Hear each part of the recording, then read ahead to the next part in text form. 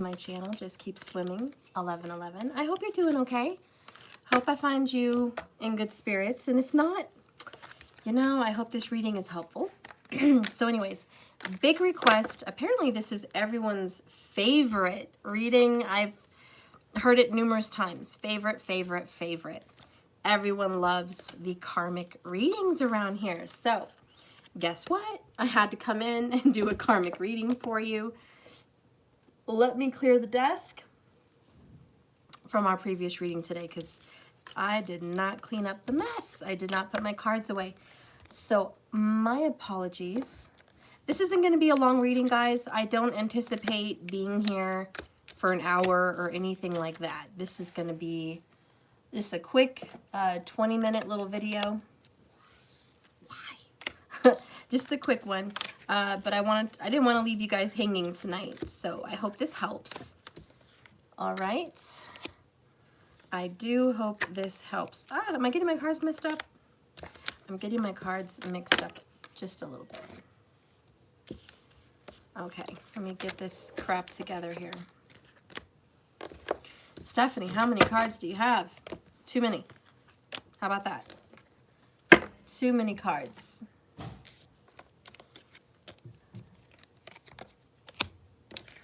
Okay.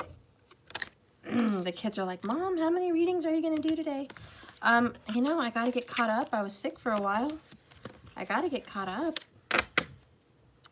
Where did I put these? Okay. My gosh.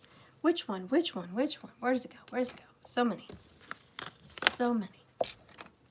Okay. All right. So anyways, we're going to get into the karmic reading now. Oh, Spirit, please be with me in this room. Give me peace. Give me clarity. Give me a higher intuition to really pick up on details. Help me with this reading. Help everyone to interpret and understand the reading for themselves. Now is the time we're going to get in. We have a lot of people wondering what's going on in a karmic situation. I'm going to close my eyes, guys, and just start shuffling and see what happens. Karmic situation. Karmic situation. Fated karmic situation. The karmic situation seen in the birth chart. Karmic situation. Let me see what's going on with this person's karmic situation. Oh, first card out is divorce. Very first, guys, I'm closing my eyes. Literally shuffled and just boom, picked a card, eyes closed. And this is what comes out. Divorce is on the table in the karmic situation. However, someone is resistant of it. They're like, I know we're talking about it, it's on the table, but I'm resistant. The person who's resistant is not committed. Yeah, Hierophant in reverse. Queen of Wands, honey. Ooh, this person is like, I don't want to get a divorce. I just want to play. I want to cheat. I want to screw around. All right? I want to see other people. I want to play the field. I want to do what I want to do, and I don't want a consequence. I am resistant about this divorce. But why, right? You guys are like, well, why are they resistant? I don't know. They've got some secret emotions and feelings that they're burying, that they're hiding under the surface. They really want to 9 of Cups, reach out to someone, quite possibly a Cancer. I have unconditional love, a mother and child, and this is a Cancer vibe as well. I also have death in reverse. I don't want to end this situation, but bottom of the deck is the Lover's card, in reverse, with the Sun card. You know, personally, I think they're in a relationship with maybe a Taurus or a Leo, and they don't want to give this up. You guys are like, Steph, why don't they want to give it up? Can you fucking pull a card? I know. Welcome to the karmic reading, guys. For those of you that are coming in and you're like, this is crazy. Is this my relationship? Blah, blah, blah. Is this my divine connection? No. I'm reading a karmic reading. This is not your divine connection. If you resonate with the karmic reading, perhaps, maybe you're a little confused. Maybe you're the karmic. But this is a karmic reading, okay? Why does this person not want to get divorced right now or have a separation? Because I have too much going on. I have so much on my mind. I don't know what to do. I'm just confused. I'm very, very confused. I'm contemplating what should I do in this situation. It's not that I don't want to get a divorce. It's that I don't know if I should. The masculine's madness. I'm worried about my legacy, my reputation, my status, what other people are going to think about me. Libra vibes. Super worried. I think that's it. I just want to ask that. I want to pull out another card here. Tell me about this Queen of Wands. What is this to you? Like in this karmic situation, what is this Queen of Wands? Who is this Hans? I'll always be here to keep you safe. So they're having a connection with somebody who's always been there. Always been there. The next card is, I don't intend to come and go. I'm just overwhelmed when I feel you moving on and scared when things are going too well. All right. Oy vey. They're staying in this karmic situation because the karmic makes them feel safe. The karmic maybe really wants them, really doesn't want to let them go, wants to hang on to them. Perhaps it's not them fighting the separation or divorce. Perhaps it's the karmic. Perhaps it's both of them. But they feel comfortable and safe in this karmic scenario. And they are, however, in and out of being committed. Because Lovers is in reverse, there's absolute cheating, lying, and infidelity. Queen of Wands is here. There's another woman, another man quite possibly. Somebody of which, water sign element, could be strong Cancer, feels like, I love you so much. Be with me. I want to be with you. I love you unconditionally. It's not over with this person. There's somebody in the past it's not over with. Okay, back to the karmic reading. Back to the karmic reading. What is happening in Karmicville? What's happening in Karmicville? Oh, we got a bonus here. I will always forgive the mistakes you make. Somehow that was just like a little bonus one in there. There's constant forgiveness. They fight, then they make up, then they fight, then they make up. And it's like there's this constant, no matter how much you cheat, no matter how much you lie, no matter how much you fuck up, I'm going to forgive you. This person has really fucked up on the karmic multiple times. And the karmic keeps forgiving this person. Yeah. Bottom of the deck, we have the Magician.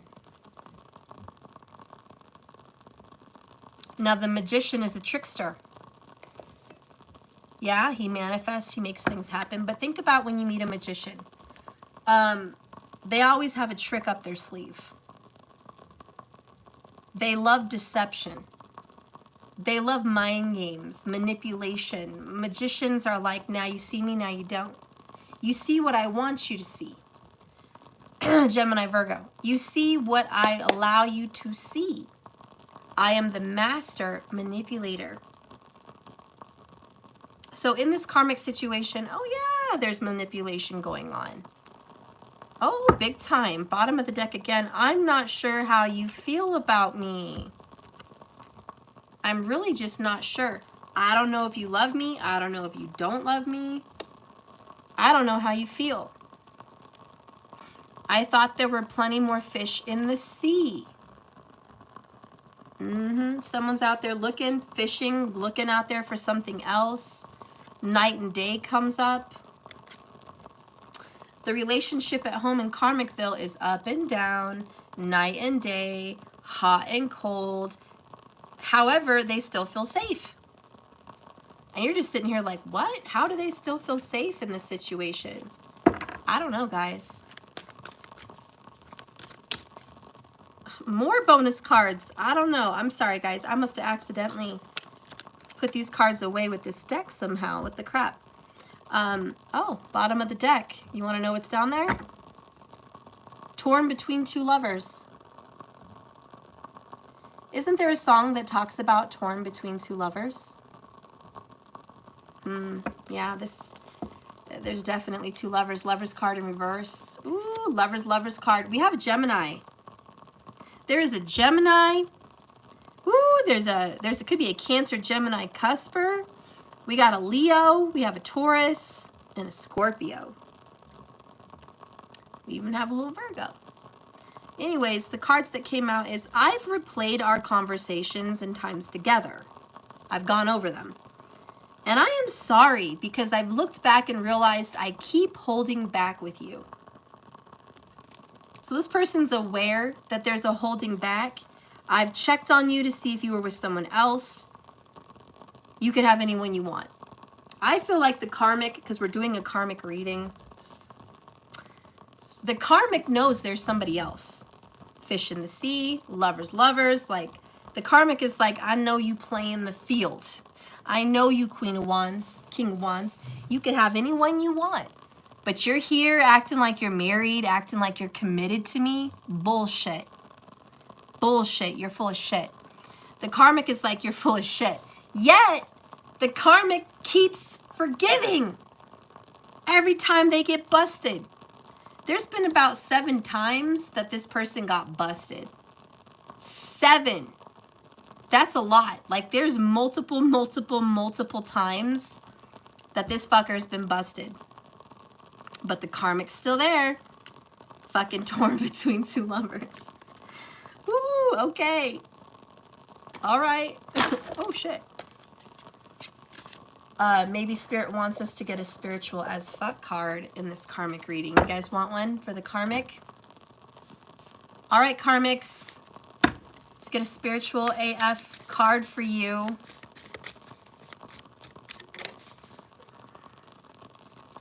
Gossip dies when it hits wise ears. There's been a lot of shit talk and gossip in Karmicville. Here's how to get wise. Refuse to hear stories that aren't yours to hear. Refrain from telling stories that aren't yours to tell. Refrain from telling lies about people you don't know. And if someone comes to you with an, oh my God, did you hear about? Stop them right there in their tracks and ask, is it gossip, rumor, dirt, or other such junk? This usually tends to kill everyone's shit-talking boner.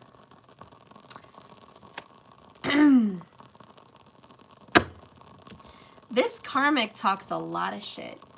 With the Gemini, oh yeah, two-faced. This Karmic tells this person, your Queen of Wands did so-and-so. She did this, she did that, she said this, she said that.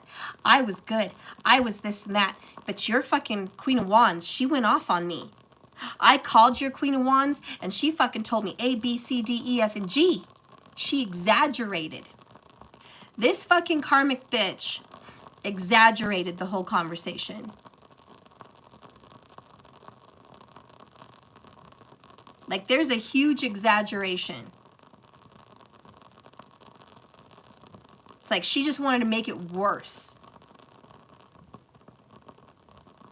She wanted to start a fire, start a fight, break up these two lovers. Like, I'm a fifth wheel, I'm a real shit. She convinced this other person to go get married or get committed in a relationship. So we have a Karmic here that talks somebody into a commitment out of pure manipulation with the Magician card. And even though that person is now supposedly committed, the Karmic has realized time and time again there's been cheating. Why does this Karmic even want this person to be with them? Like, why? What's the point? Spirit, why does the Karmic want this person? I'm hearing desperation. There's nobody else that would want me. Very little people would want to be with me. Very slim options. The Karmic doesn't have that many options. And the Karmic has got a real bad attitude. So she or he turns off a lot of people. So not a whole lot of options to choose from. The Karmic has trials of love lessons. So the Karmic is learning from this person. And they feel like, you know what? Trials, tribulations, problems, cheat, that's all part of it. I've learned my lesson. I know if I'm going to be with anyone, there's going to be cheating. I know if I'm going to be in a relationship, there's going to be infidelity. I know if I'm in a relationship with this person, there's going to be other people. But as long as he's committed to me, as long as she's committed to me, Hierophant, divorce card, hitched, then I'm okay. This karmic wants to marry this person that is a cheater, player, period. And next we have rose-colored glasses. She or he is seeing this person in a light of which is not of their liking. Like, hey, I guess to each their own. But the karmic wants to believe, if I put on my rose-colored glasses, everything's going to be fine. I say Stevie Wonder. They act like they don't see it. They act like they don't hear it. They act like they don't know what's really going on, but they know. And the karmic has a guarded heart. The karmic is not really opened up into this connection, and I can see why, because there's somebody else. Absolutely, there's somebody else, and they're not supposed to be together. The karmic realizes there's an erotic, sexual relationship outside of this relationship. What does the karmic know about this sexual other relationship?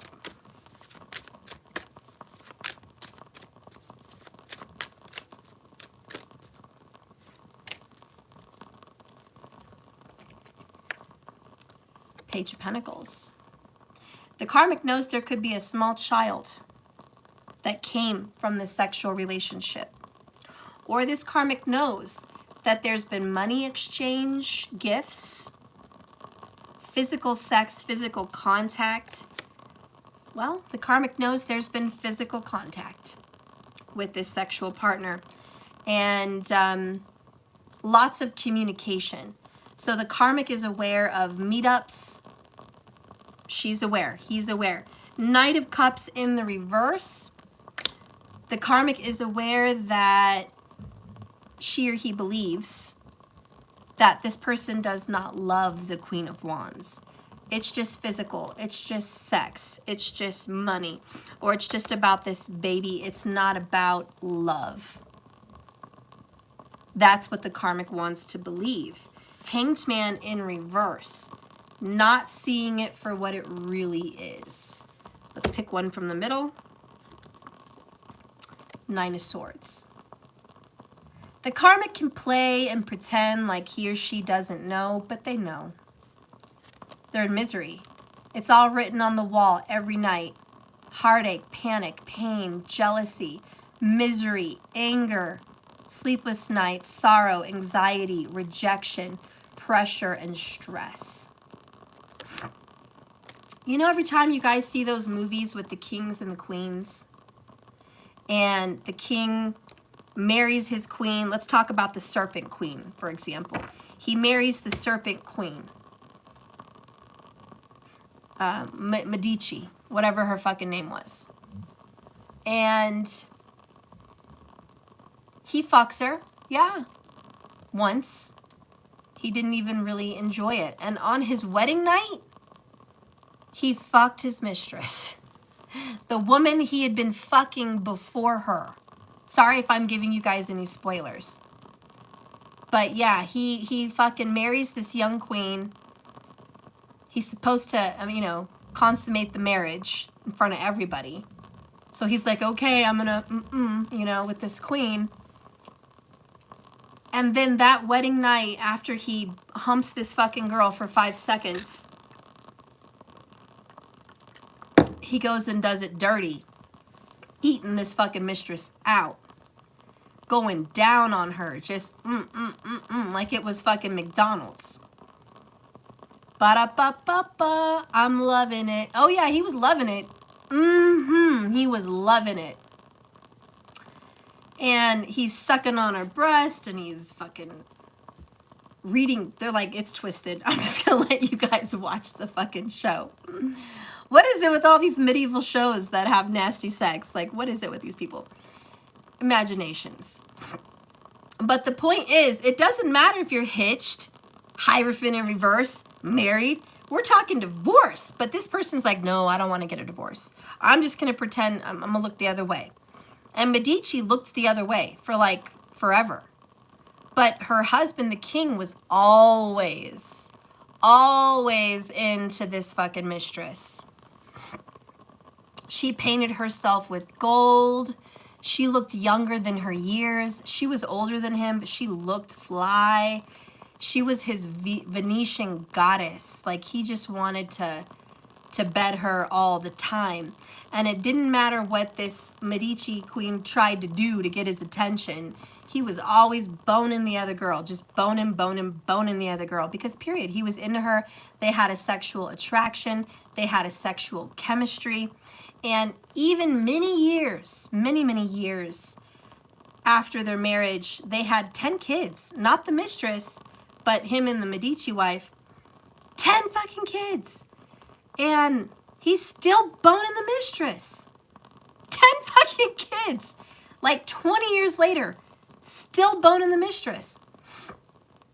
And she's like, fuck, am I ever gonna get rid of this fucking woman? And she loved him. She really loved him. And she knew he wasn't being faithful. But the truth is, he loved both of them in some way. He loved her for like being the wife, the friend. She got along with his dad. She was the mother of his kids. So he's like, I love you, you know? But man, I love my mistress. Like, I'm not giving her up. I'm not giving that ass up. I've been up and through and inside that ass. I'm not, that's printed to me. That's molded to me. I'm not giving it up. Ever. And I love her too, and you're just going to have to fucking deal with it. Suck it. You know? And she did. She had to suck it. Till he died. 22 minutes, 22 seconds, 22 people in the room. Boom. There's the message, you know? He never gave this woman up. And man, they had fights. There was like, they were trying to kill each other. Like, it was nuts. But the way the Medici girls saw it was, I'm married. I have the ring. I'm hitched. I'm the queen.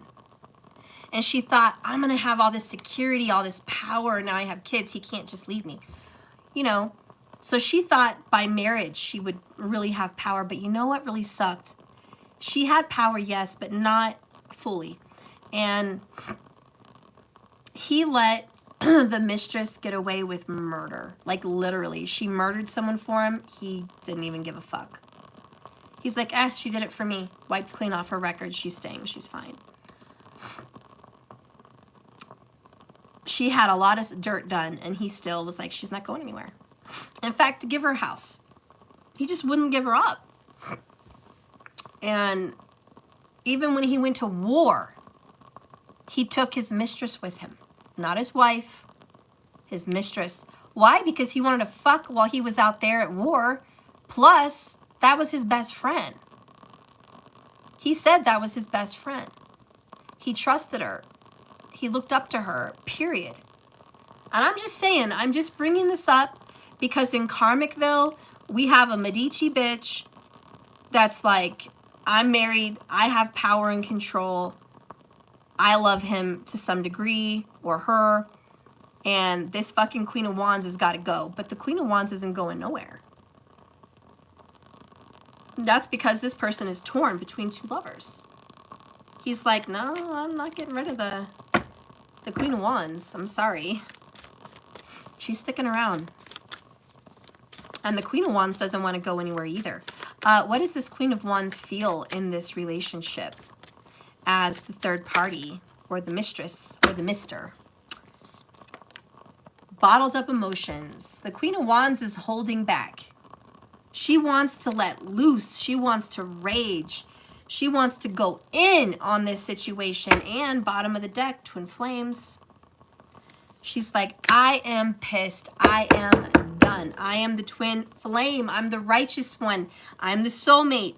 I'm the one this person is supposed to be with. I'm the right lover, not you. This is why this person, lover's card again, is torn.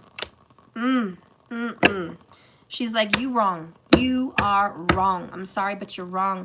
Could be a Gemini, Leo, cusper. Could be. But she's just like, no, no, no. Mm-mm. No, I'm the right one. You need to leave. But this other fucking karmic is like, I'm not going nowhere. Tell me a little bit more about the Queen of Wands. The Queen of Wands has been waiting patiently. Seven of Pentacles for this karmic relationship to drop. But it's in reverse. Broken karmic changes in reverse. This person has not dropped the karmic relationship. So 9 of Wands in the reverse. She's not even guarded. She's open. She's transparent. She's tired of this fucking shit, but she's open. To be honest, the Queen of Wands is not happy. Her family's been turned upside down. I feel like there's a child, 10 of Cups, Page of Pentacles, that this karmic knows about. Maybe it's a love child. This child was born, you know, out of an affair. And this fucking wife or husband knows about it. Or this child was already like a pre-relationship, ex-family situation. But the karmic is well aware of it. And the Queen of Wands is pissed. She's been waiting patiently for this person to come and do right by the family, 10 of Cups. But the devil's in the fucking way. Ooh. I need a drink for this one. Like, I need a real drink.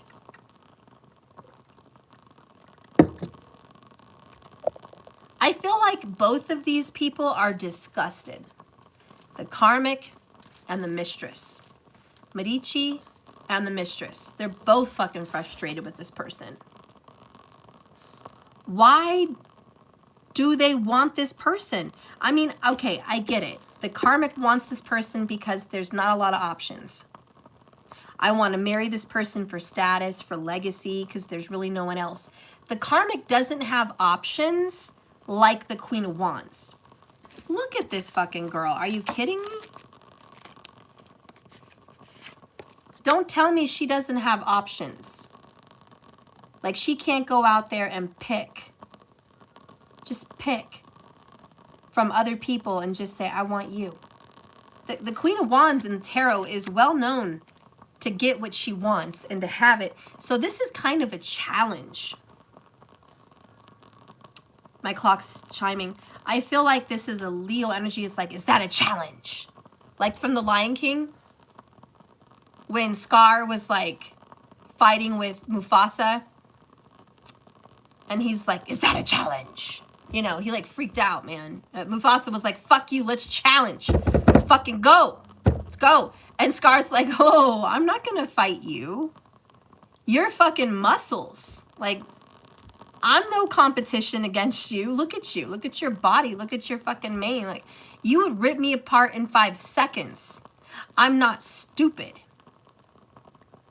But I have something you don't have. I have brains. I have skills, magician. I can plot. I have ideas. I have plans. I have schemes. I'm going to outsmart you. You may win in the sexy department. You may win in the fuck him, sex him up department. But I got his fucking ring on my finger. Or I got my ring on his finger, or we share a tattoo, or I have him living with me. There's a video I just saw on TikTok where some Indian guy was like, you're up in her DMs. I'm driving her grandma to bingo. No, we're not the same. We're very different. And unfortunately, that's kind of the situation.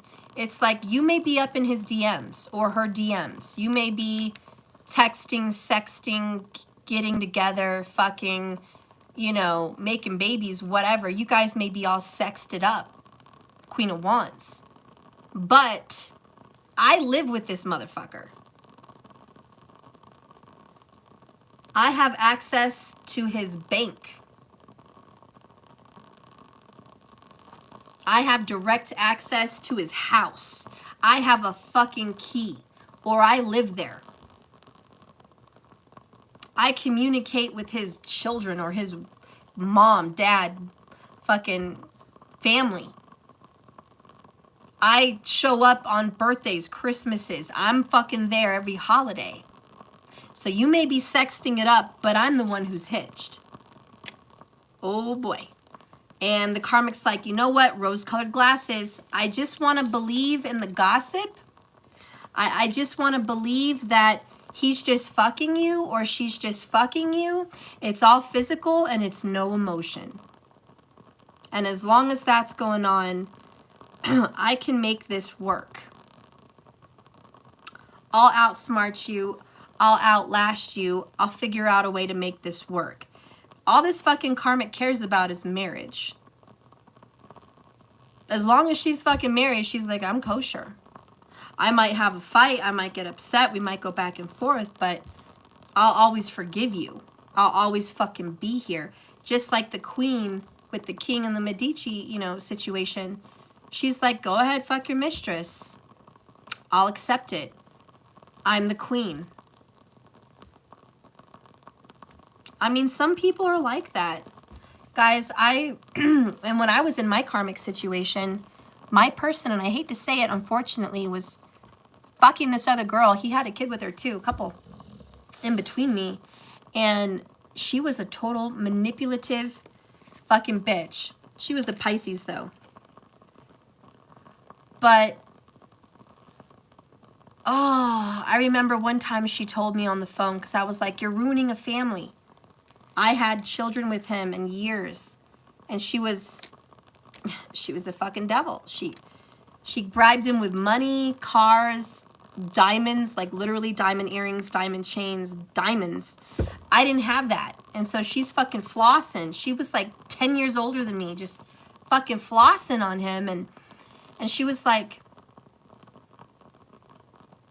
because I would call her and I'd be like, you know, he's with me. He came over tonight. He's calling me. He's coming back to Colorado. He said he's coming back home. We're talking. We're exchanging this and that. He loves me. He left this message and this and that. And she would tell me, I don't give a fuck. Say whatever you want to say. Because at the end of the day, he's coming home tonight. I'm going to see his face walk through that door around me and all my fucking 10 kids. He's coming back. And he's going to come back. So until that changes, I don't give a fuck what you say. She would tell me that. It was fucking, oh my God, it broke my heart. And I would tell him, you're fucking with this girl. She said this. He's like, oh, she's lying. I wasn't there. She's fucking full of shit. Yeah, he would always fucking play both sides. But this fucking, it's still to this day, it shocks me. And I can't believe she would say that. She was like, I don't care what's going on behind my back. As long as he's coming home here, I don't fucking care. And it blew me away because I care. It blew me away because even if I heard any inclination that he was cheating, it was on. It was going to be a fight, an argument. It was on. It was going to be a breakup. Like, it was just, you know? So I couldn't believe that she would hear that from me. And she's like, oh, it's cool. He wants to talk to you. She was just like this, like, oh, it's cool. He's talking to you, sending pictures, you're back and forth, whatever. You're in Colorado. I'm in New York. I'm not worried. And you guys are like, oh, that sucks. Well, yeah, but did you know he came back to Colorado multiple times during that situation? It wasn't like he just stayed there and never came back home. Oh, he came back home, and not just for a little while. For years, for months, he would come back home. And she knew. One time he left her after she got evicted and had to move into a new place. He moved her into a new place. She wasn't even fully moved in. She was sleeping on the floor. And that very next morning, he came back to Colorado. She got ditched.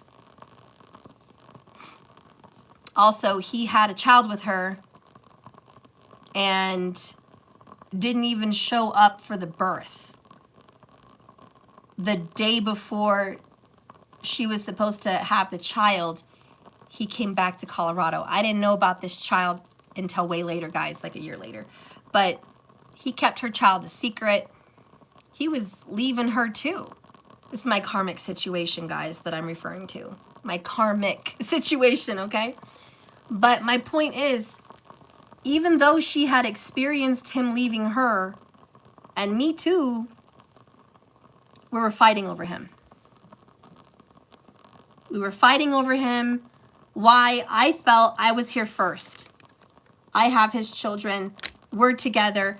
I'm the first wife. I'm the fucking first one. I'm here first. I'm not fucking going anywhere. Fuck you and the horse you rode in on. Even though it wasn't good for me.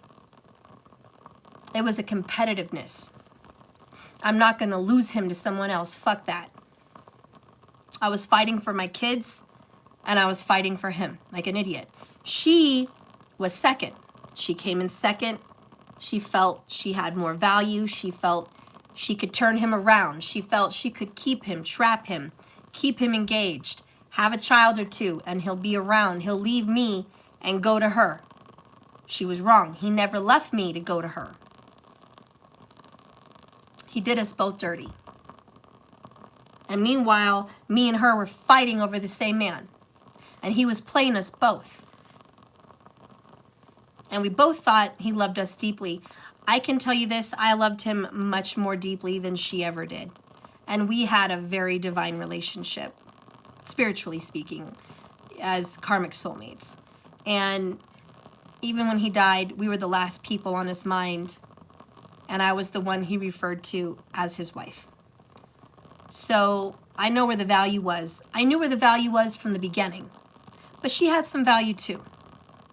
You know? But I will tell you, right after he died, at his funeral, she was fucking around with another guy. She never really loved him.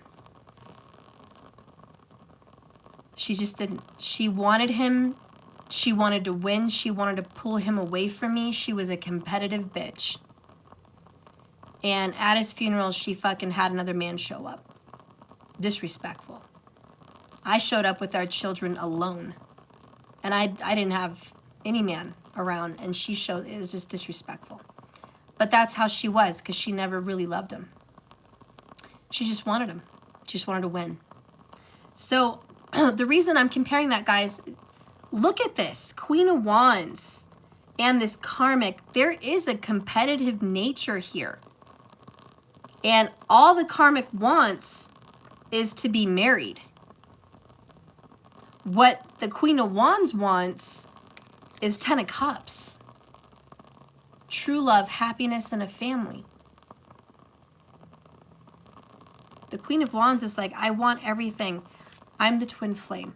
I belong with this person, but I have to bottle up my emotions and be strong, even though I'm not strong. This fucked up. Let's get some info on this cat, on this character. Show me this cat in the middle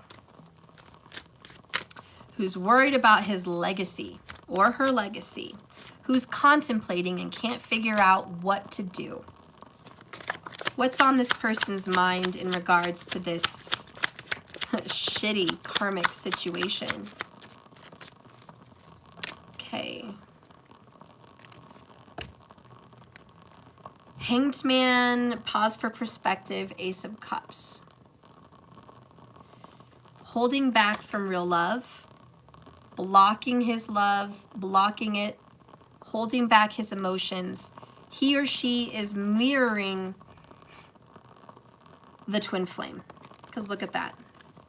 That's I'm blocking my emotions through the same energy. Queen of Pentacles. Again, I got to focus on my prosperity, my health, my body, my money, blah, blah, blah. This person in the middle is holding back their real emotions and their real love, all for money, comfort, and security, or a commitment. He or she knows they're in the wrong relationship. Two of Cups in the reverse. This person is like, I know I'm in the wrong relationship.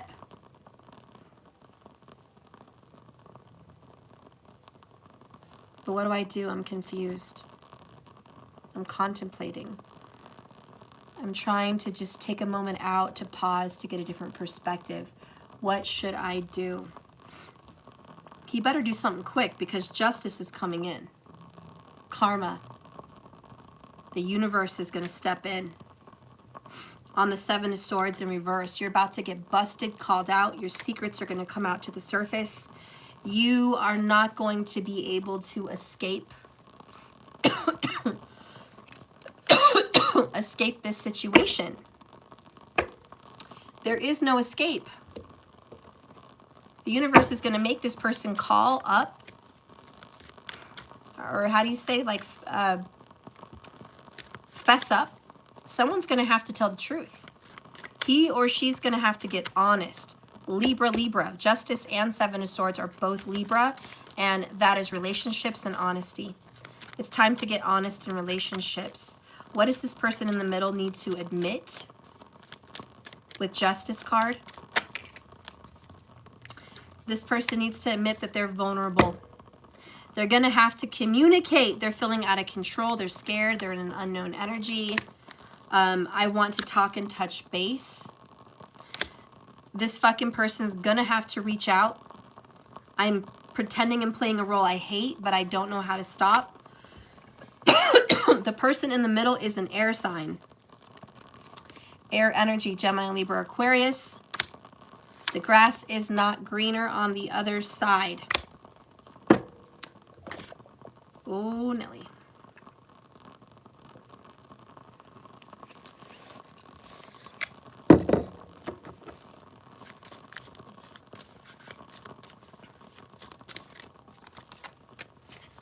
Pleasure. Nothing comes close to how deep you pleasure me. I can't let go, grasping.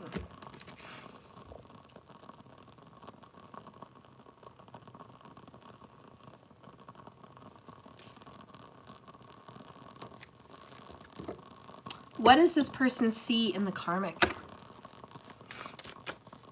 What does this person see in the karmic?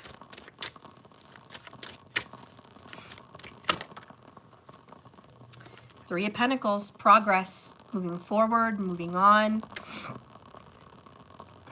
going in the right direction.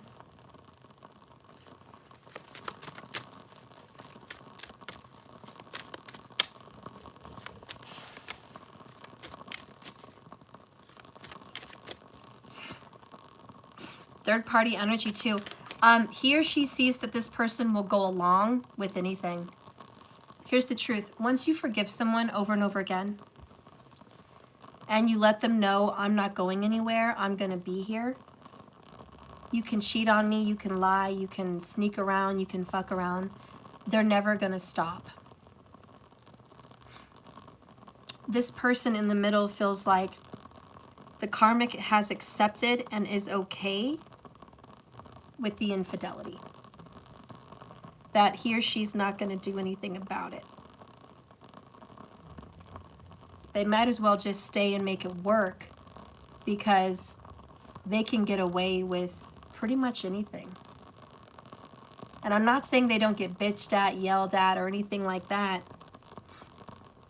But when I was in my karmic situation, guess what message I gave that man? I'm always going to be here. I'm not going anywhere.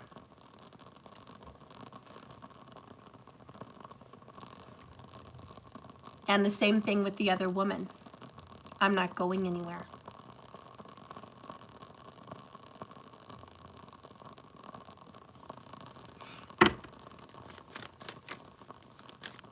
So this person in the middle feels like they can make something work with the karmic. What does this person see in the twin flame? The Queen of Wands.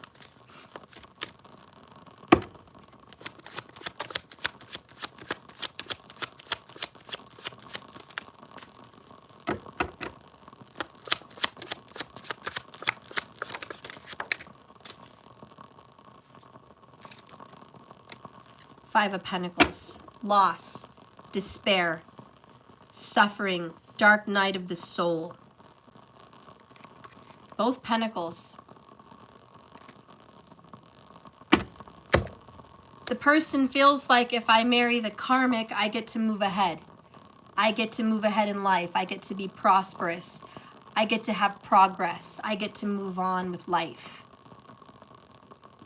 If I'm with the twin flame, I'm in the dark night of the soul. I have to work on myself spiritually. I have to address abandonment.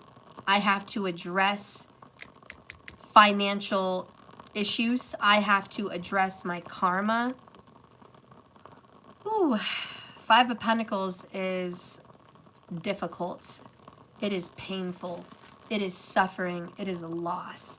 So this person thinks that the twin flame is kind of a loss and the Karmic is a win. What does this person in the middle feel for the Karmic? What does this person feel for the Karmic?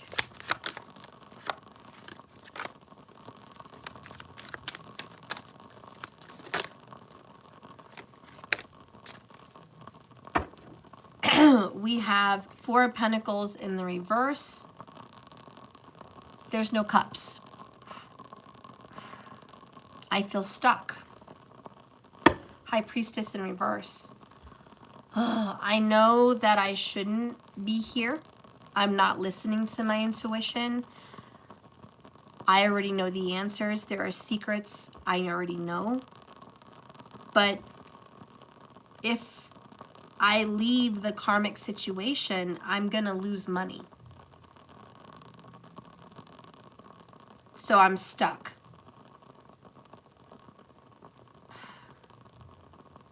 This person is not attached. This is attached. This is unattached. This person feels unattached. Like emotionally, spiritually, in any way. But this person feels attached by Pentacles. And again, they feel, I'm not really connected with the Karmic, but I don't want to be fucked. If I leave the Karmic, I may be fucked. If I let go of the Karmic, I may be fucked. I could lose money. I could lose property. I could lose things. How does this person feel about the twin flame?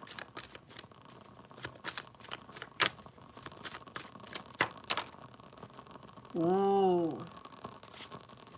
Four of Wands, Union, twin flame card, 1111. I feel she's my wife. He's my wife or my husband. You know what I mean? And look at that, 4-4. That is so weird. 4-4. Both in the feelings department is a certainty, a security. The masculine thinks that he's going to be in a dark night of the soul with the feminine, the twin flame. But he feels like she's the right one, Four of Wands. Upright. He wants to marry her, be with her. She's the right one. But I'm over here in this situation. What is this person in the middle going to do in the Karmic situation?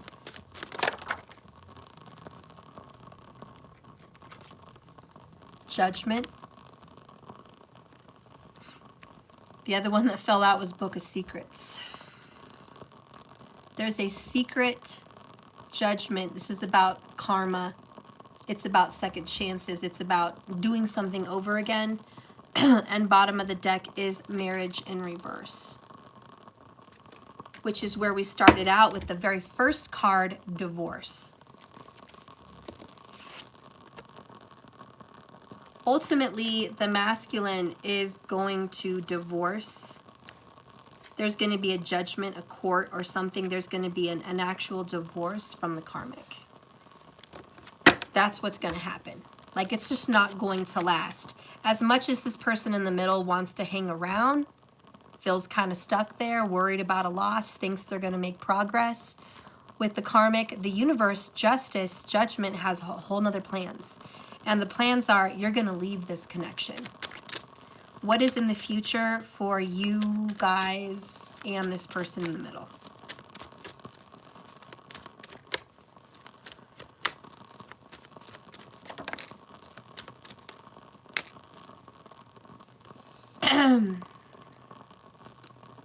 The Sun. Prosperity, abundance, happiness, joy, freedom, liberation. Page of Swords in the reverse. I never let you go. I'm going to always talk to you. I'm never going to stop talking to you. I'm going to keep spying on you, looking over you. I'm never going to keep my eye off of you, okay? Page of Swords, there's some arguments. There's definitely some arguments. And there's a difficulty with communication. But I'm not going to let you go. And then you have the Empress. So the Queen of Wands is the Empress. She gets to have the baby. She gets to have the family. She gets to grow and nourish this relationship. Bottom of the deck is desire. Sex, passion, romance. Yeah, this person's like, we're going to have a sexual, passionate relationship. That's what's going to happen in the future. It is what it is. Give me a card for the Karmic. Please give me a card for the Karmic. Well, Cloud 9 came out for a second, but it didn't like fly out. I really would like a card to fly out. The Karmic right now thinks they won Cloud 9. Like, I won, I have him, we're married, he. They didn't ultimately win. But give me a card for the Karmic.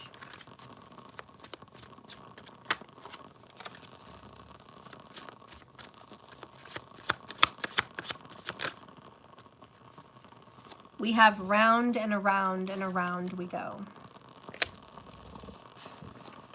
Integrity also wanted to come out. The Karmic needs to have some integrity. The Karmic just keeps, that's what Karmics do. It's what karma is. You keep replaying it. That's karma. What does the Divine Feminine get?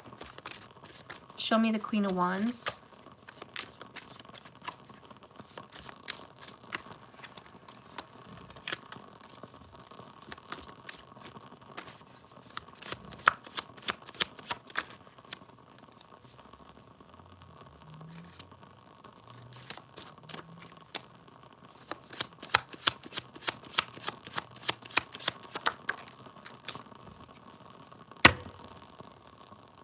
Invitation of love and love chords. Again, this person's never going to stop loving this person. Their love language is deep conversation.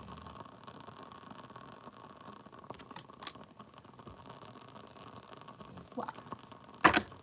Holy Spirit, what do you want to say about this Karmic situation? I've been seeing you in my dreams. I'm so tired of this. Fire energy. Passion, love, sexual energy. Crying so much over this. Seeking out support in friends and family. So the Karmic is like, I've had nightmares about this Queen of Wands fire energy. I cry over this. We fight over this. We have conversations about this.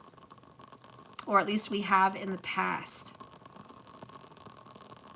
I wish this Queen of Wands would just go away.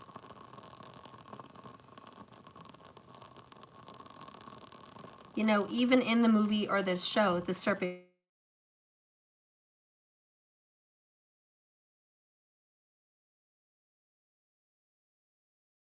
Queen and her husband, the king, had plenty of good times.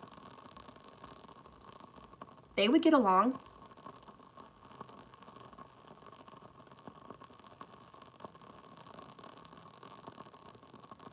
But he would never give up the mistress. So it wasn't like they had shitty times. And their times were always shitty. But their good times were not that often.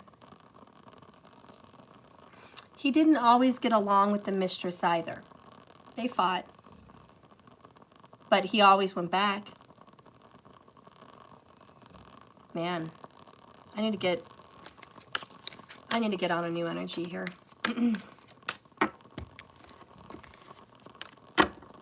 I feel like somebody here may want to just kind of vomit with the thought that this karmic would just keep this going on and on and on and on. Somebody's like, oh my God, I can't. I don't know why this person doesn't just break up. Why doesn't she just break up? Why doesn't she just leave? Why does she keep hanging on to this situation, knowing that this person doesn't want to be together? Or at least knowing that this person doesn't want to be committed. Like I said, competition, fierce, fierce competition.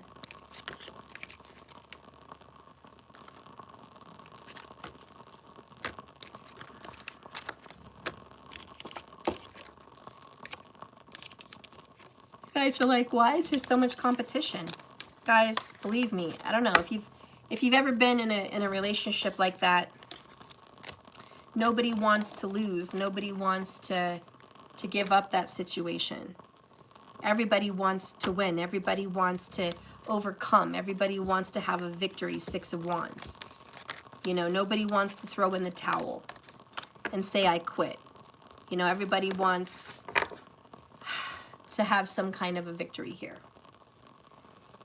And the karmic is no exception. She wants a fucking victory. So I don't know how you guys, what you guys are going to do or how you guys feel about it, but damn. Okay. Holy Spirit, please guide and direct me with the tarot cards. Show me the situation here for the karmic. Show me what's to come. 3 cards. Show me what's to come with the karmic.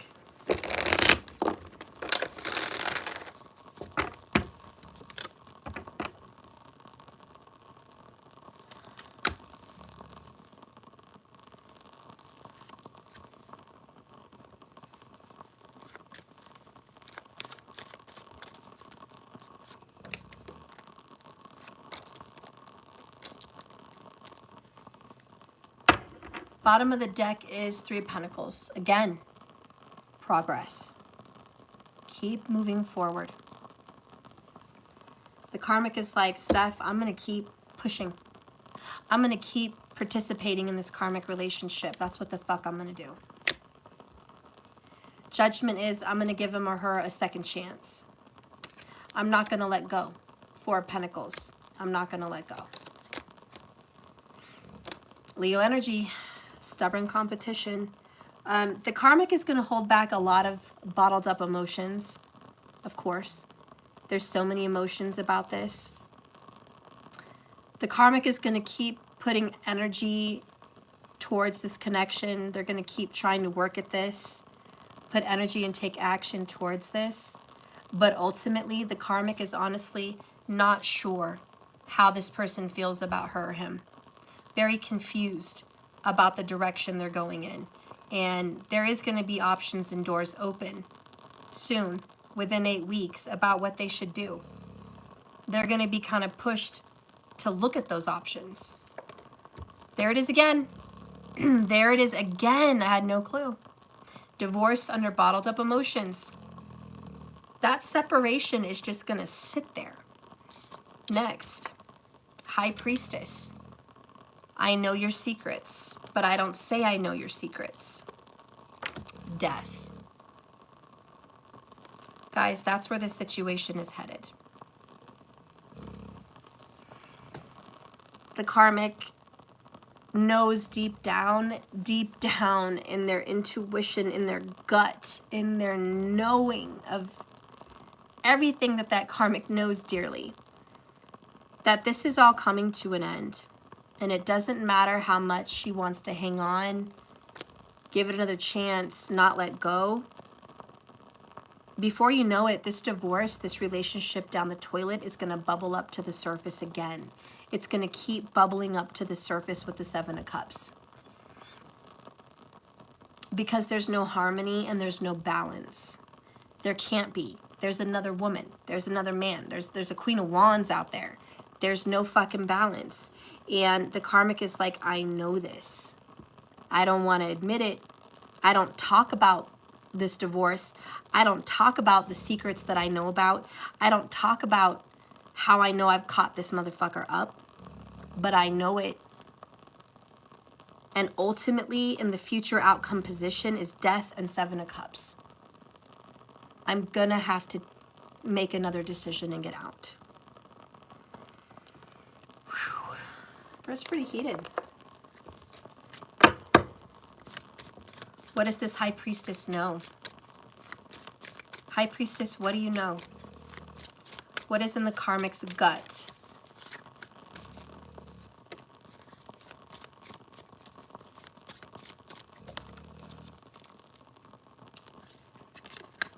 In the Karmic's gut, bottom of the deck is seduction. I fantasize about you every night. The karmic knows there's that Queen of Wands out there that's got a hold of her man's dick or his woman's vajayjay and tatas. Like, somebody's like, I know there's someone else that's got their hand in the cookie jar. Fucking aware.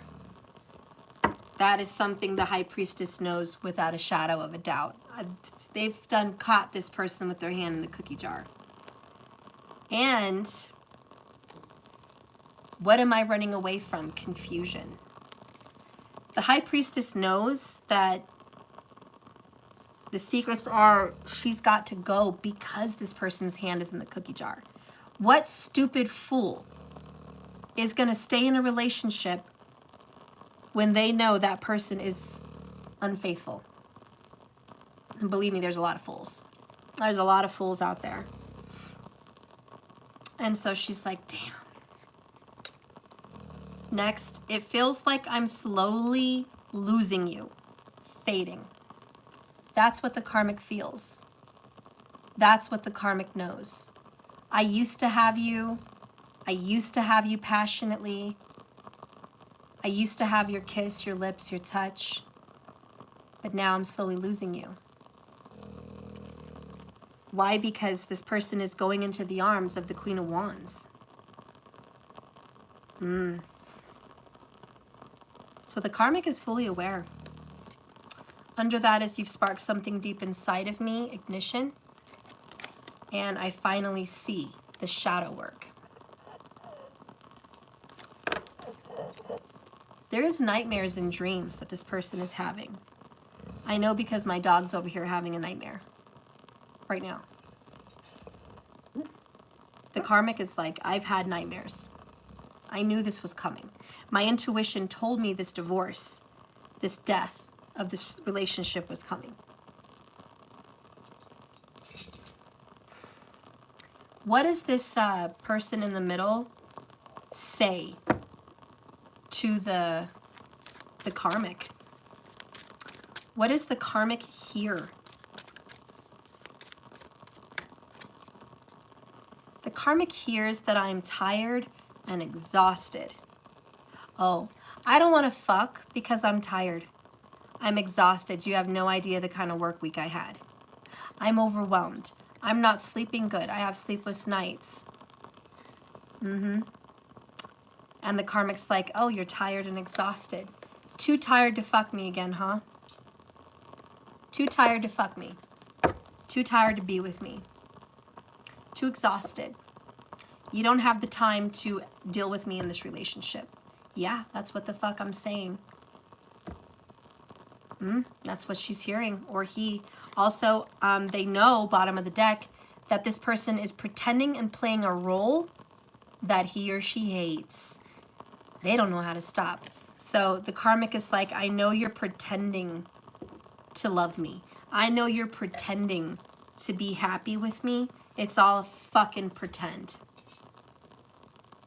You really don't want to be here, do you? That's why you're running. And the karmic is confused. Why are you running? Why is this not working out?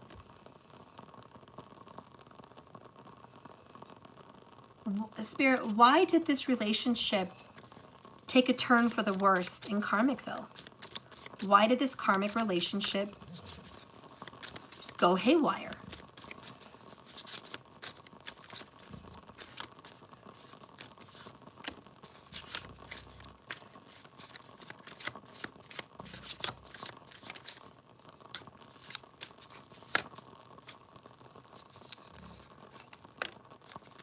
All right, this is why.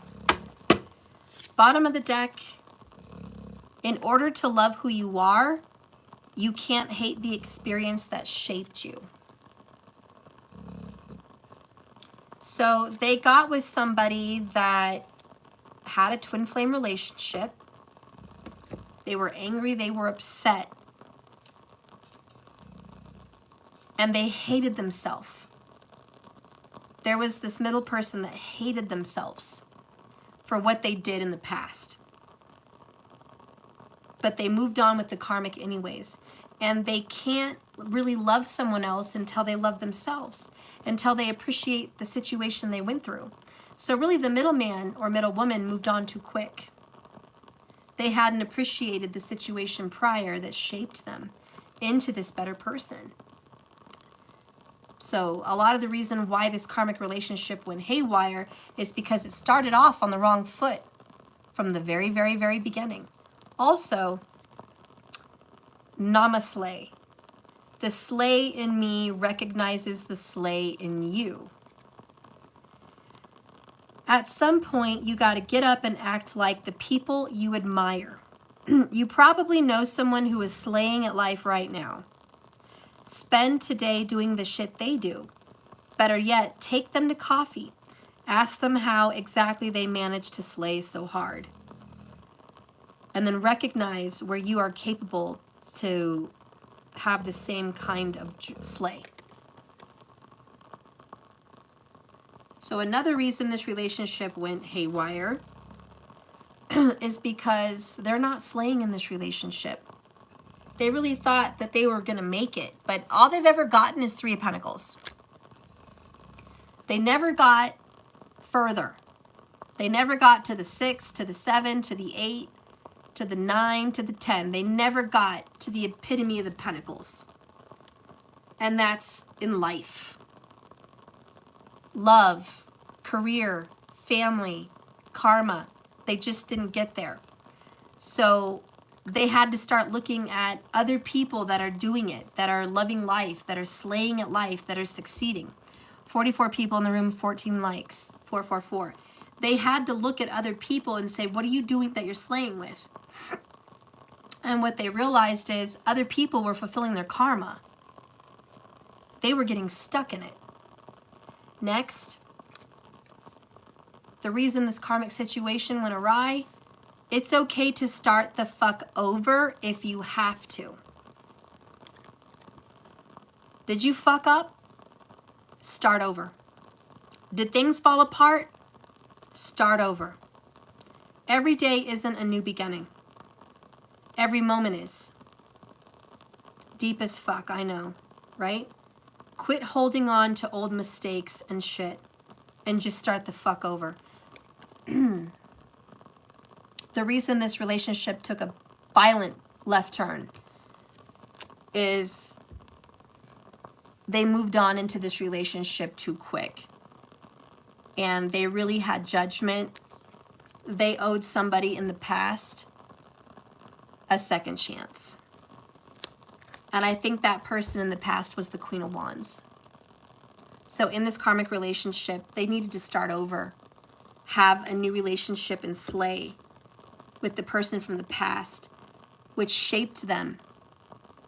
So really they were just coming over here in Karmicville to realize what they're missing out on, to realize this is not what they want, to appreciate what they had, not to have the best of both worlds.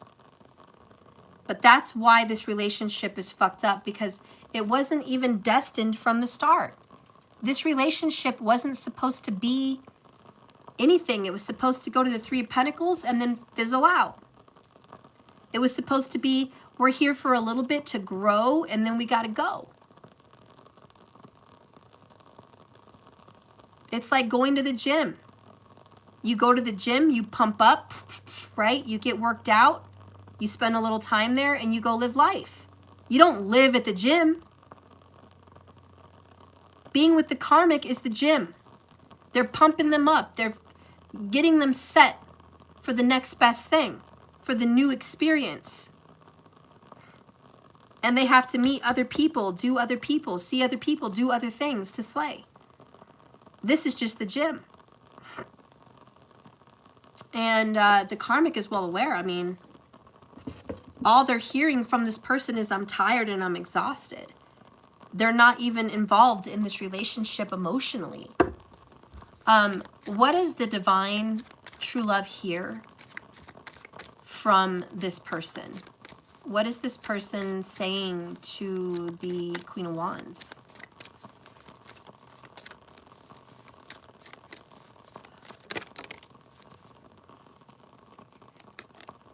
Tower. Sudden changes, shocking events. My life is falling apart. I have a major shift. You have no idea what's going on inside of me. I'm going through karmic hell. I need help. Relationships are over. So the Queen of Wands is like, I've been hearing from this person that this karmic relationship is over. I've been hearing that there's a tower, that it's done, that it's not going well, that they're not happy. Bottom of the deck, in and out, back and forth. So that's why the Queen of Wands is like, fuck, I'm in the same boat. Kind of. I'm hearing that you guys aren't doing well and it's over and he's going to be with me, but then he's in and he's out.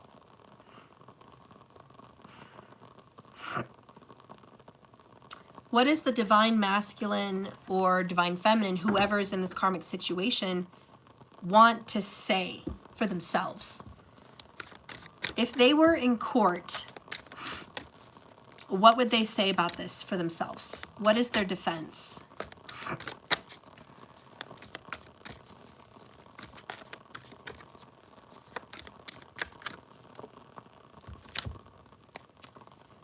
I do love you and I do want to spend time with you. I catch myself imagining our lives together and how it would all work out. I know you would treat me like a king.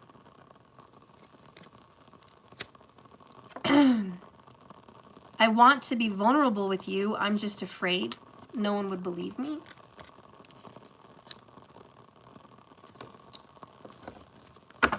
Bottom of the deck. I dream about you almost every night and I hate waking up finding out you're not there. So if this person was in court, he'd be like, Your Honor, I do want to spend time. I do want to be the right person. The problem is, I feel like both of them would treat me good.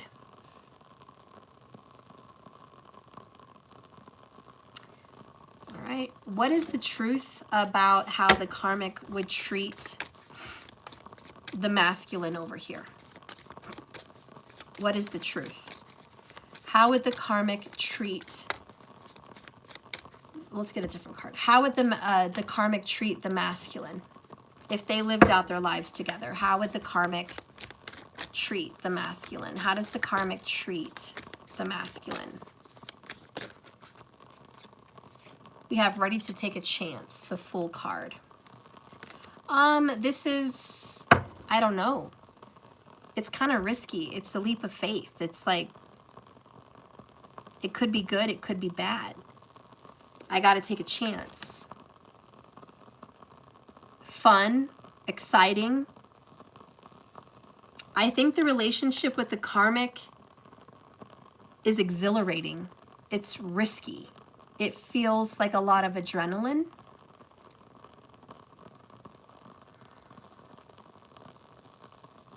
It feels like a lot of adrenaline. It feels... Again, like I could go far. Like, what couldn't we do? There's a lot of possibility with the karmic. We have Unlovable. And Cold. Fool, Unlovable, and Cold.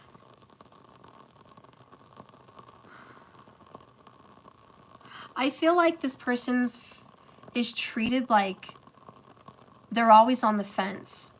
If they spend their time with the Karmic, this person doesn't know if it's going to last or it's going to end, because they're always talking about divorce. It's always under the surface. They're always talking about the end. Every time they fight, it's get out, it's fucking over.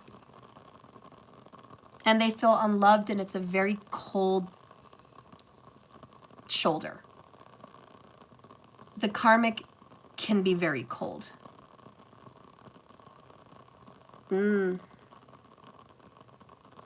Anyways, the way the Karmic treats this person is a lot of hopes. Take a leap of faith with me. Come be with me. We have so many possibilities.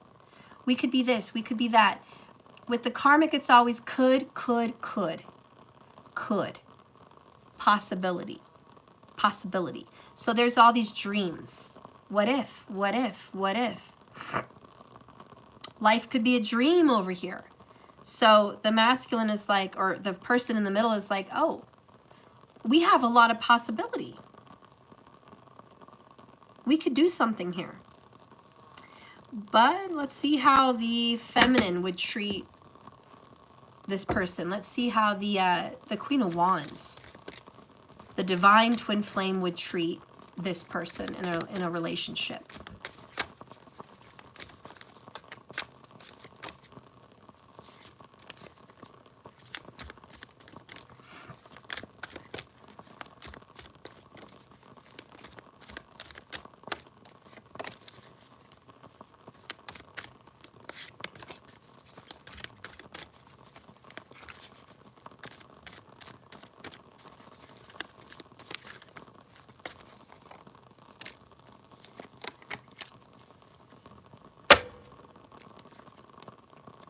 Covenant, like a husband or wife. I would treat this person very, very worthy. I would be committed to this person. I would love this person. I would be dedicated to this person. Loyal and dedicated. I would treat this person like a king or a queen. Bottom of the deck is union. That's a twin flame for you. That is a twin flame.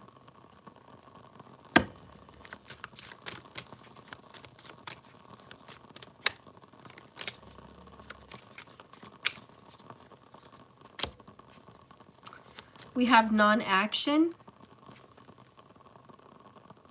The twin flame wouldn't do anything to force, shove, push, like, that's the right word. Anyways, the divine partner would not be pushy about marriage, but just kind of let it evolve and be what it should be with the butterfly. Bottom of the deck is insecure. You know, there would always be a worry. The divine partner, because of the history, there would be a little insecurity on trust. I don't think it's a lot. I don't think they're going to do anything about it. Non-action about insecurity. But I think that the twin flame would always feel a little bit insecure that, are you being faithful? Are you being true? What does this person want to say to both parties here? What does this person want to say to the Karmic?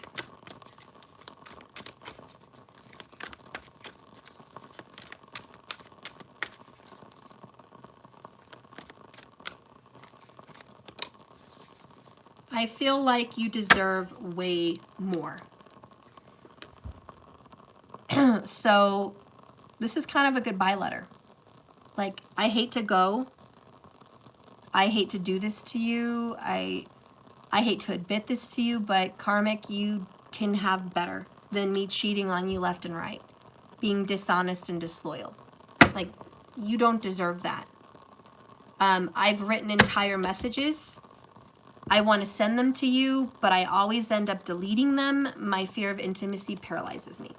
So he is scared, or she is scared to tell the karmic that it's over. Like, just scared. It's like they're trying to let her or him down nicely. Like, listen, it's not you, it's me. You deserve way more than me. I'm not enough for you. Like, you deserve more. So this person is like trying to let the karmic down nicely. But what does this person want to say to the twin flame that they are constantly in and out with?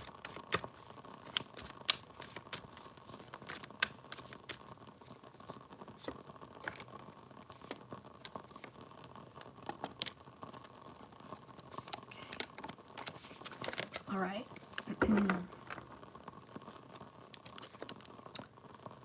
I'm terrified of losing you due to I'm terrified of losing you due to my inability to be vulnerable. So he's like, God, what if I'm with you and I can't really open up and be who you need me to be? What if I can't do that? 44 people in the room. Bottom of the deck, I don't know if I could ever even tell you or explain just how much I really do love you and what I'm going through. So this person suffers from a lack of knowing how to express himself. And bottom of the deck, overall underall is, I've been in denial about my intimacy issues and fears of being used and abused. Ooh. You know, he's probably, or she's probably scared about being used and abused because that's what this person's done. This person has used and abused people.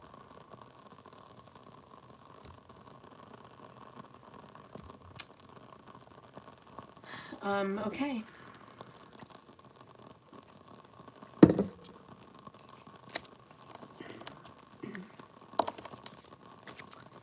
Show me this individual right now. I'm scared and worried about my legacy and my status, my rumors, my reputation. I'm worried about it. I fantasize about you every night. I want to fuck you every night. Queen of Wands. I have so much going on inside me, I'm contemplating. My mind is torturing me with reminders of you everywhere I go. I am fighting hard to become a better man. I'm determined. I'm drowning in my despair for you. Okay. What's going to come for, I don't know, my viewer, I guess.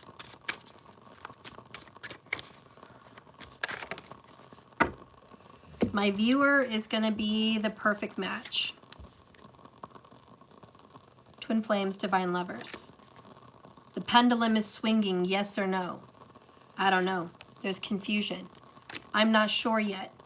But you're going to get a message or a call or text from this person. Tweet, tweet. You're going to be hearing from this person very soon. And you guys are on the mend. Okay? Your relationship is on the mend. Like, it's not going to be fucked. It's not going to be damaged. It's going to be okay. What outcome does the karmic have? What outcome does the karmic have?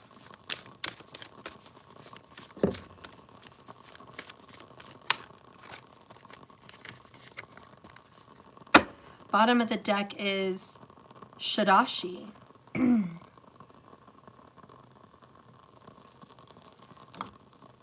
The other one that came out is Chamunda. Ooh, she is creepy. She scares the shit out of me. Kind of a nightmare. Both of these people are red, which is the root chakra. The root chakra is connected to Mula Nakshatra, which is actually the first few degrees in Sagittarius and leaving Scorpio, which is literally right where we're at. Vedic sidereal, not Western tropical. But this is right where we're at. This is a timing. All right? So there is something, and you know, Mula Nakshatra talks about cutting of the roots. Letting go. Ketu energy. South Node.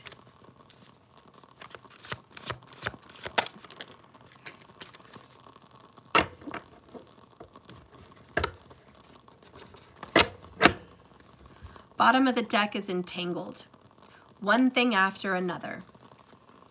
Which is like roots. Roots are entangled together, right? Roots are always twisted together. So there is an entanglement that they're needing to work their way out of in this karmic relationship.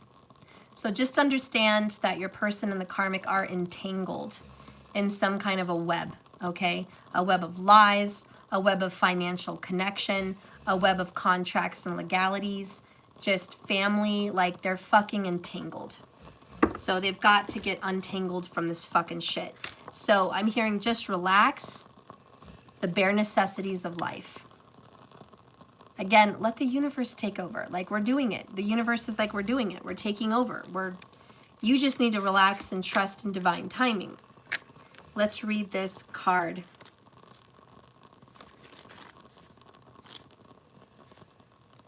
Ruby red with the divine juice of life. She nourishes the body, mind, and soul, vitalizing pleasure and life and joy. It's about self-esteem. It's about your value, especially after a time of painful rejection or disappointment, through the blessings and desires of the heart. All right, so there's going to be a very painful rejection or disappointment. And this is overall, underall, what's going to lie for the karmic situation. Then we have this card 31.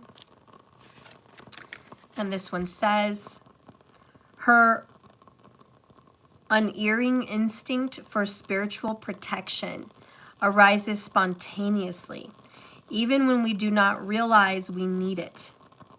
They don't even realize they need spiritual guidance. Sometimes we don't realize how far we've become. Oh my God. I just got scared because I feel like, look at how scary her eyes are. I don't know if you guys are easily scared like I am, but look at her eyes wide open, like just staring. This is going to freak you out, but there is a spiritual being, an angel, a guide, or a relative that's passed on, or all of the above, creator, source, spirit, whatever, watching.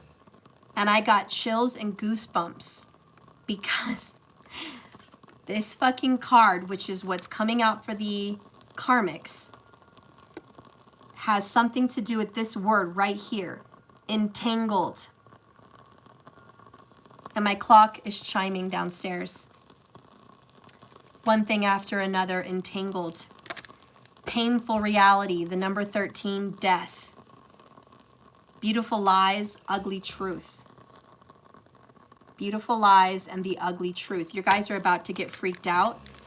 But this fucking card that's coming out for the Karmics literally says, and I quote, sometimes we just don't realize how far we've become entangled, literally entangled in that which is not good for us. Oh my God, guys, do you have goosebumps? The fuck? Holy shit. The Karmics actually got entangled twice, which is Mula Nakshatra, which is right now, Sagittarius, Scorp energy, getting cut, severed, untangled. This is what's coming out for the Karmics. Guys, they're about to get out of this entanglement. I have goosebumps. I'm scared.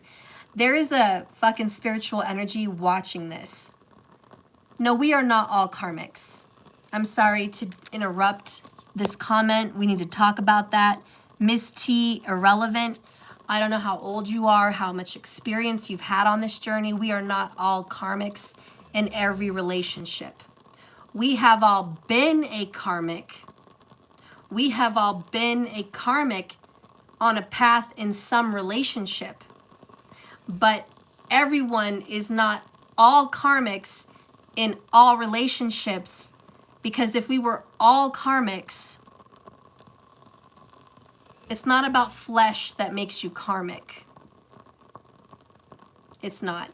I don't know what path you went down to hear all of that, but that's not what I resonate with on this channel. I'm sorry. Flesh and bones does not make it karmic. There's different levels of karma. I think the path that you went down was being taught by a Hindu or a spiritual guru, maybe Sadhguru or something like that, that talked to you about karma. Maybe an astrologer that talked to you about karma. But there's also such a thing as karmic, okay? And the karmic in tarot, in love, in relationships is different than the actual karma, okay? So there is a difference. And when you're doing astrology, it's much more different than doing tarot. Tarot and love and relationships have divine relationships, karmic relationships, even twin flame relationships. All three of those are not all one. They're different. There is a separation. So tarot is very different than what Sadhguru would teach about reincarnation and karma. So I just wanted to separate that. So when I do a karmic reading, it's about a karmic relationship. And karma and karmic, it's all about cycles. That's like reincarnation. Being born, dying, being born again. And Ketu talks about your karma. Rahu talks about your karma. There's lots of karmas everywhere. Being alive and sucking in air, yeah, that's karmic. Even the trees have karma. We're all having this. But what I'm referring to is a karmic relationship in a karmic cycle.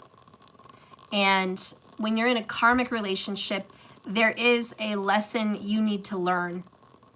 There is a hurdle you need to overcome. Just like when you practice tantric or any form of meditation, yoga, any form of spiritual practice, you have to overcome your chakras. You have to overcome desire, sexual desire, obsession, mind chatter. You have to clear your mind. You have to overcome these things to find moksha, enlightenment. Where in a karmic relationship, it's kind of the same thing, where you have to go into this karmic relationship. It's written in the stars. It's in your birth chart. You can see your karmic relationship in the birth chart. Your very first relationship is the 7th house. Your next relationship after that is the 11th house. Your next relationship after that, it just keeps going. And there's multiple, but there's a lot of different karmas, karmic relationships. But when you do your astrology chart and you look into a karmic relationship, you realize you might get involved with somebody that's like your father, like your mother, karmic, repeating a cycle. And a lot of times it's not good. A lot of times abused people will find an abuser to love. A lot of times a healer will find a broken person. These are the karmic relationships you have to learn lessons from and overcome. You have to be strong enough to leave them. Mula Nakshatra, cut the root, cut the karma, solve the karma, clear the karma, and move forward. So when you're in a karmic relationship, when you are entangled, you need to get untangled. When you're in a karmic relationship, this is not the kind of relationship that you need to be tied to for life, that you need to be stuck in. Because if you do get entangled in a karmic relationship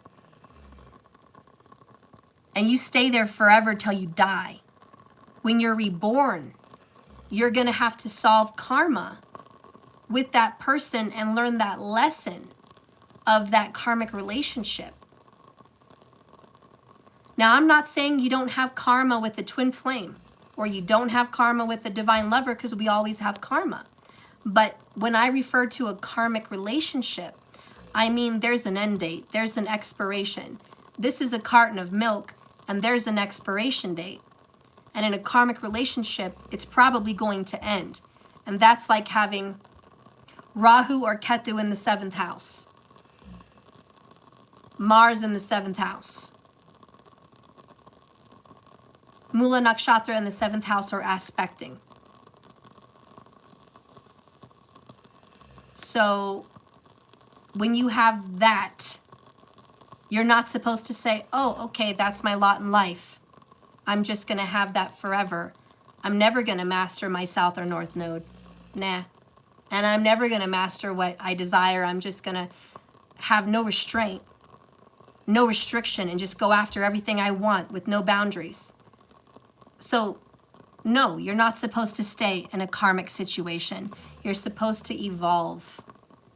And that's why when you leave these karmic relationships, you evolve, hopefully, into a divine connection.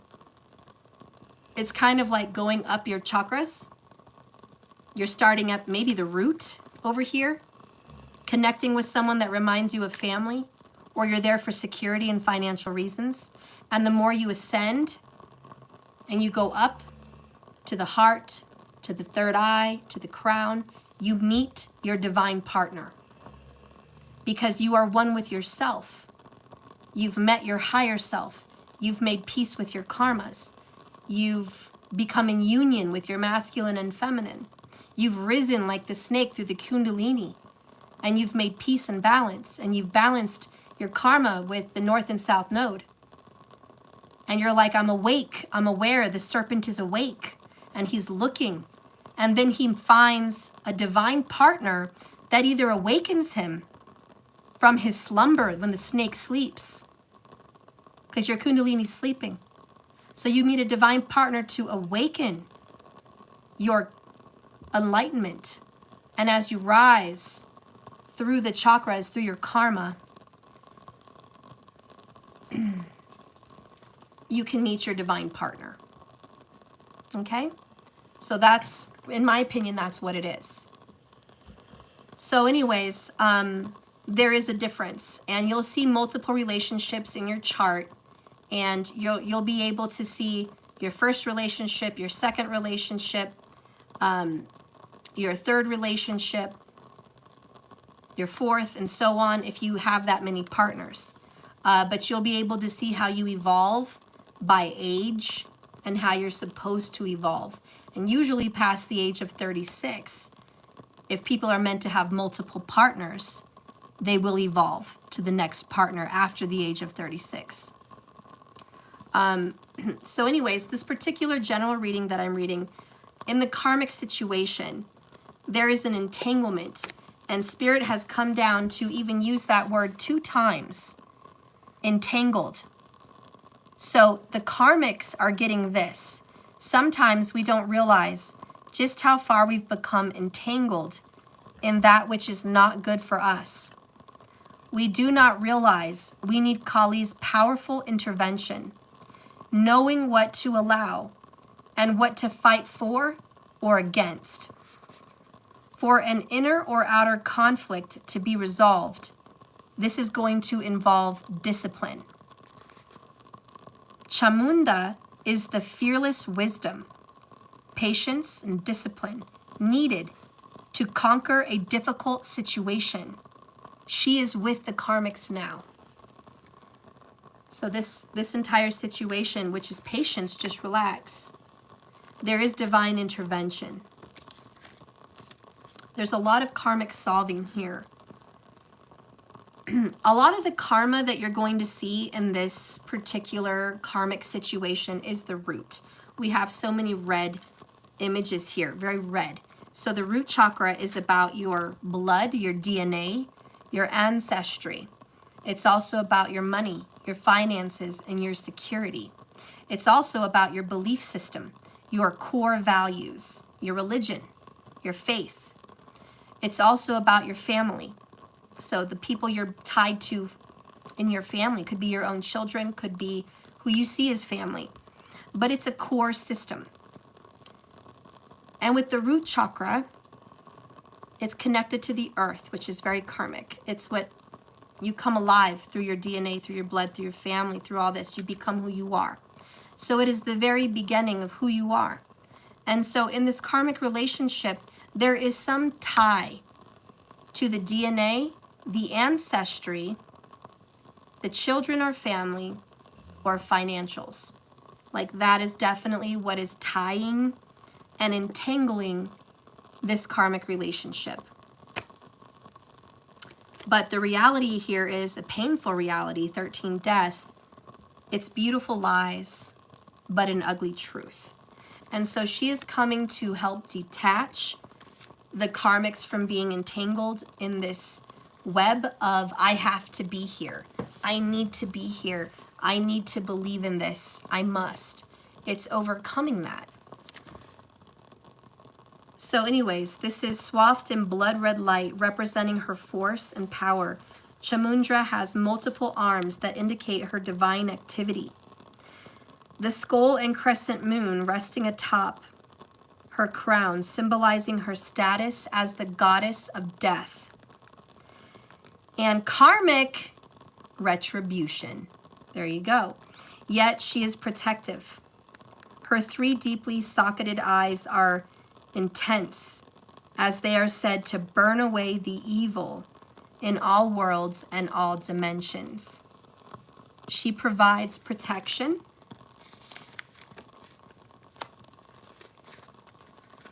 By the way, in the Chinese numerology, 31 goes to the number 4, and 4 means death in the Chinese numerology. I just wanted to point that out. So 4s have a lot to do with the karma here, and earlier we did see 4-4. So putting that out there. Destructiveness, including gossip, and we did get a gossip card earlier, and other kinds of black magic, which, not unlike gossiping, uses intention, words, and action to work against another person's well-being. Chamundra is referred to as the queen of her soul tribe, a group of ancient mother goddesses known as the Matrikas. She is the only one worshipped independently and the only one connected to a masculine consort. And the lower chakras are masculine. Root, sacral, solar. They're all masculine. Heart is mutual, feminine and masculine, and the feminines are the throat, the third eye, and the crown. Just so you guys know about the Merkaba and about the masculine-feminine duality with the chakras, the kundalini, the rising, the balance. Anyways, you guys probably know. She is an independent, fierce, feminine power. She is known to be unchangeably intertwined with Kali Ma in the ancient Punudas, ancient Hindu texts that date back more than 2,000 years. The Matrikas express a consciousness that is potentially protective and destructive, depending on your actions. This is an expression of masculine energy. Whether expressed by a male or a female human, the masculine energy can be a healthy or toxic situation. When it is healthy, it is strong, creative, protective, and generative. When it is toxic, it is exploitive, dominating, and damaging, seeking progress. Oh my God, more chills. Seeking progress at any count. You have gotten 2 dual words in this oracle. Progress and entanglement. And look what just popped out. I know that you're my soulmate. Anyways, that was an accident. But wow, 2 dual words in one description of a card. It's really tying into what's happening in Karmicville.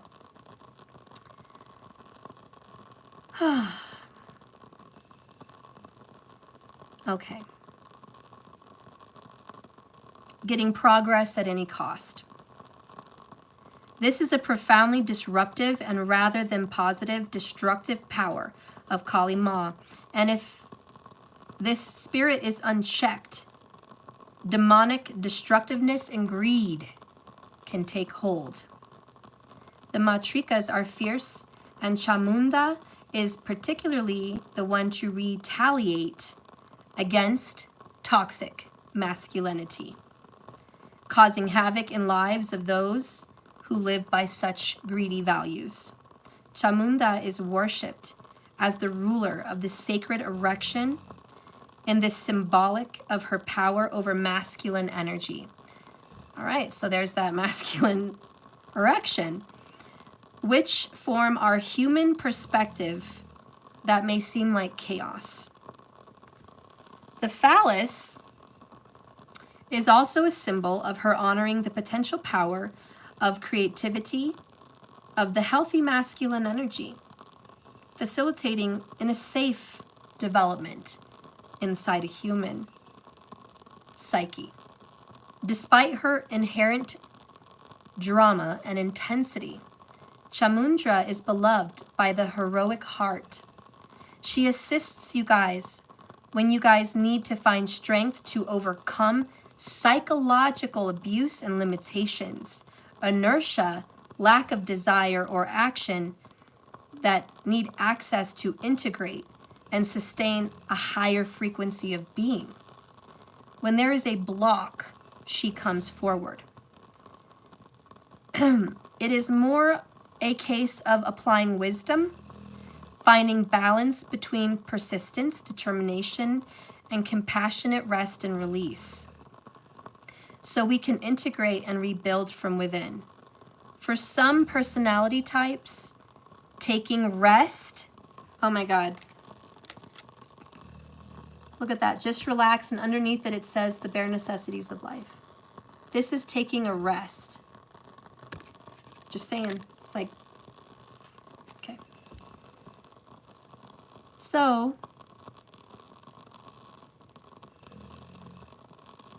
taking rest and release is needed so we can integrate and rebuild from within. We need discipline. We're learning to move between the two appropriate tasks, which is strength and wisdom, mastering the balance to nudge ourselves forward on a path to facilitate change, but not so much that we feel defeated even before we gain traction. This is advanced inner work. Chamundra is the power to accomplish it. Her persistence in a reading is potent. It's truly exceptional. And it really talks about a breakthrough on your path. The healing of the masculine energy and the protection of the sacred feminine. Ooh. You know, and just to be honest, whether anyone's male or female, ridiculous, but the karmic and the person with the karmic are both very toxic masculines, which is an imbalance. The karmic wants to fight at all costs, doesn't want to give up. Like the card said, persist. Persistent determination to stick to this union, this marriage, this situation at all cost, even at the cost of pain and suffering of children or what is divinely being guided, which is to leave the situation, which is much like my situation, which I talked to you guys about. It was very unhealthy. Me and the other woman were at a battle, toxic masculine battle, over possessiveness, which is toxic masculinity, even though we were two females, fighting over one masculine at all cost. The cost of our children, the cost of our sanity, the cost of our integrity and self-respect. That's what had to be cut.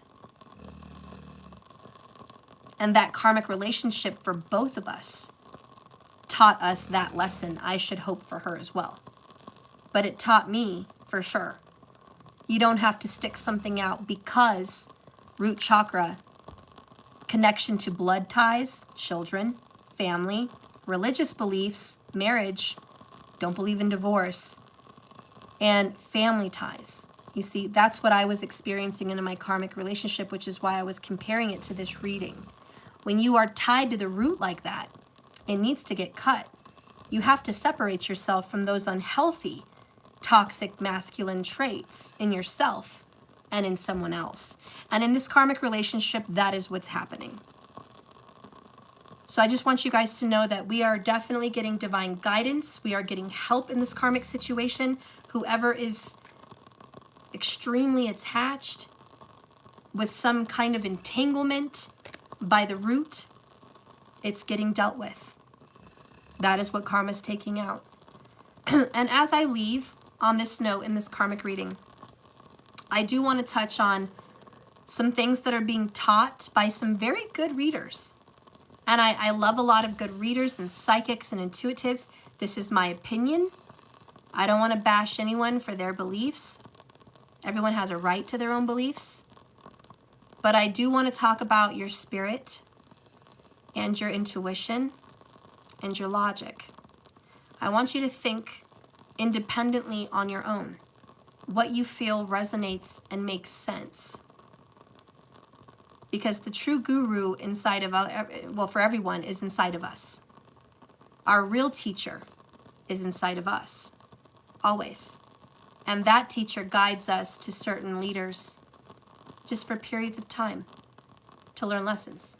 But the real teacher is always inside of us, seeking the light, which is the guru, which means seeking the light, the enlightened.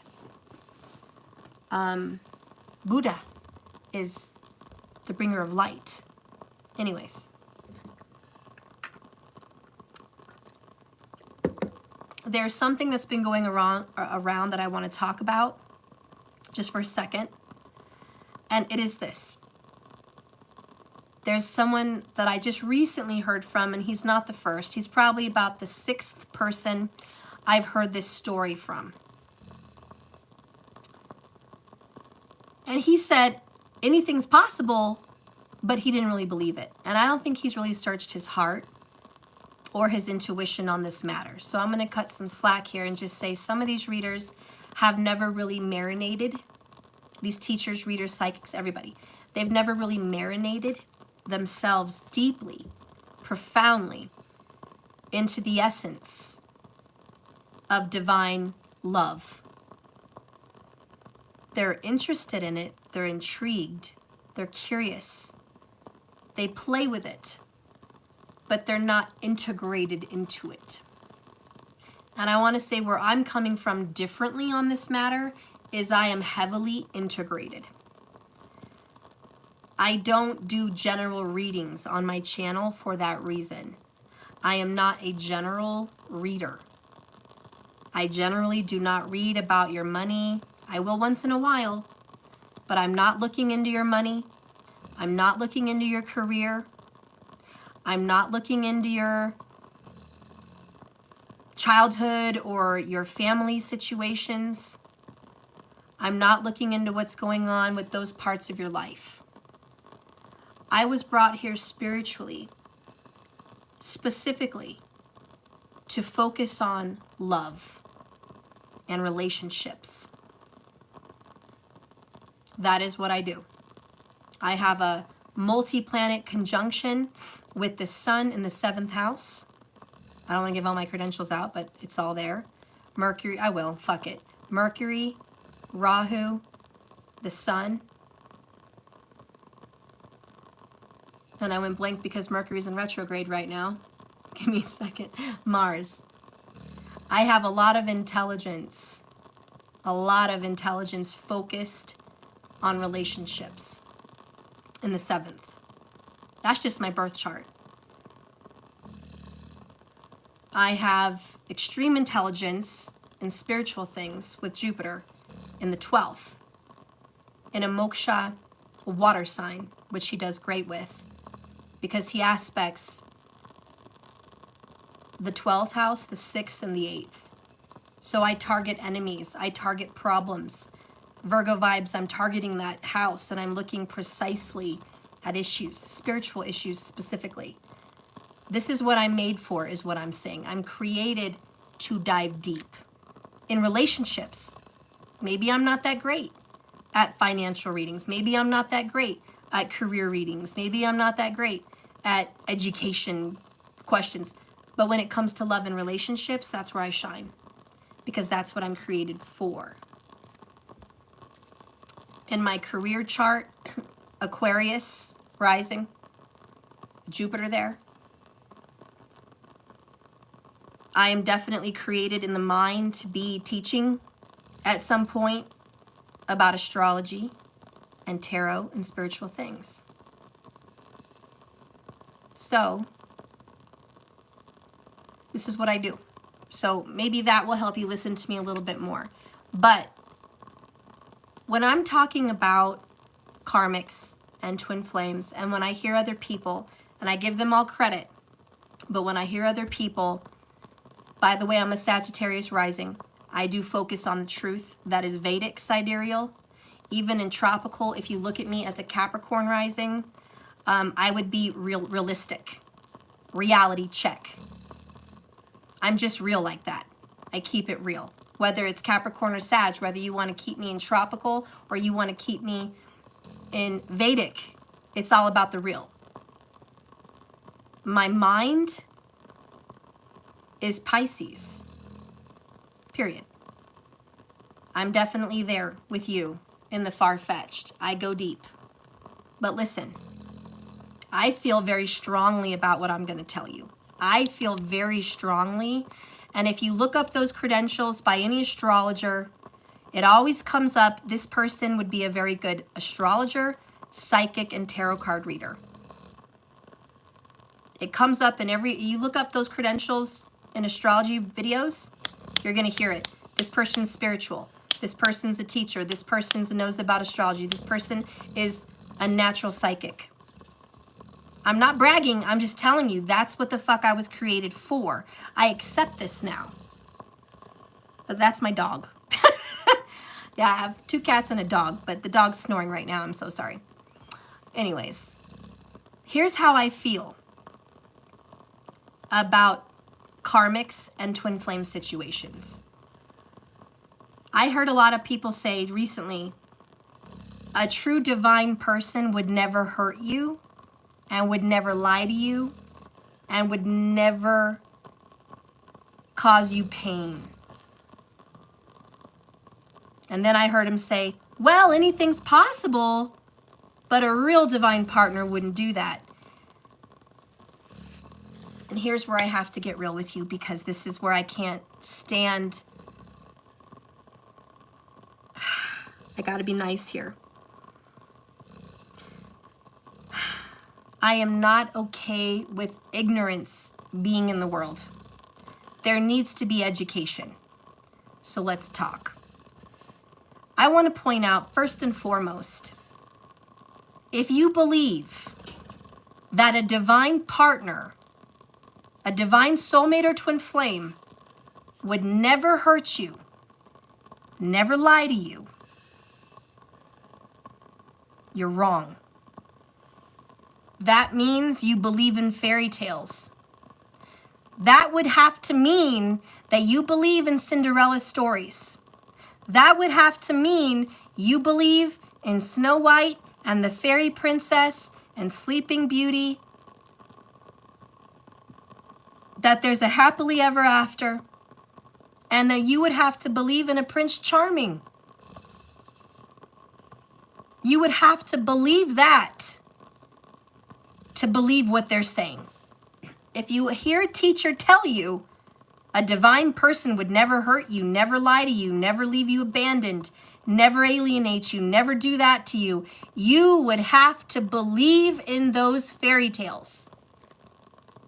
Now, I'm not going to tell you what to believe, but I'm going to help you look inside yourself and say this. Do you really believe when you ask yourself, the teacher inside of you, that a true love would never hurt you? Does that resonate with you? When you sit down and you're and you're meditating and you're like, a true love would never hurt me, can you say that out loud and meditate and get the response from the universe that that's true? Would the universe come back and tell you, give you a sign, a message, that's true? They would never hurt you.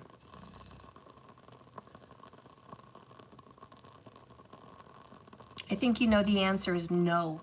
In fact, I think you know the answer is fuck no. Excuse my French. Even Jesus had to hurt you. Okay, if you believe in that. There's going to be pain with love. There will be suffering. Because without the darkness, there is no light. You cannot, this is again my strong belief, and I beseech you to search your own soul about this. But when you hear something like a real love would never cause you harm, I want you to really ask yourself that. Because you want to catch yourself if you believe in fairy tales, because you're going to sabotage real relationships.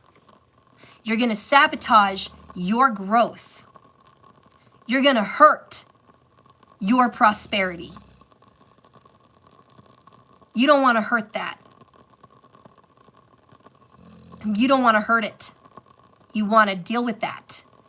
The people that love you the most are probably going to make you cry because they're going to make you grow.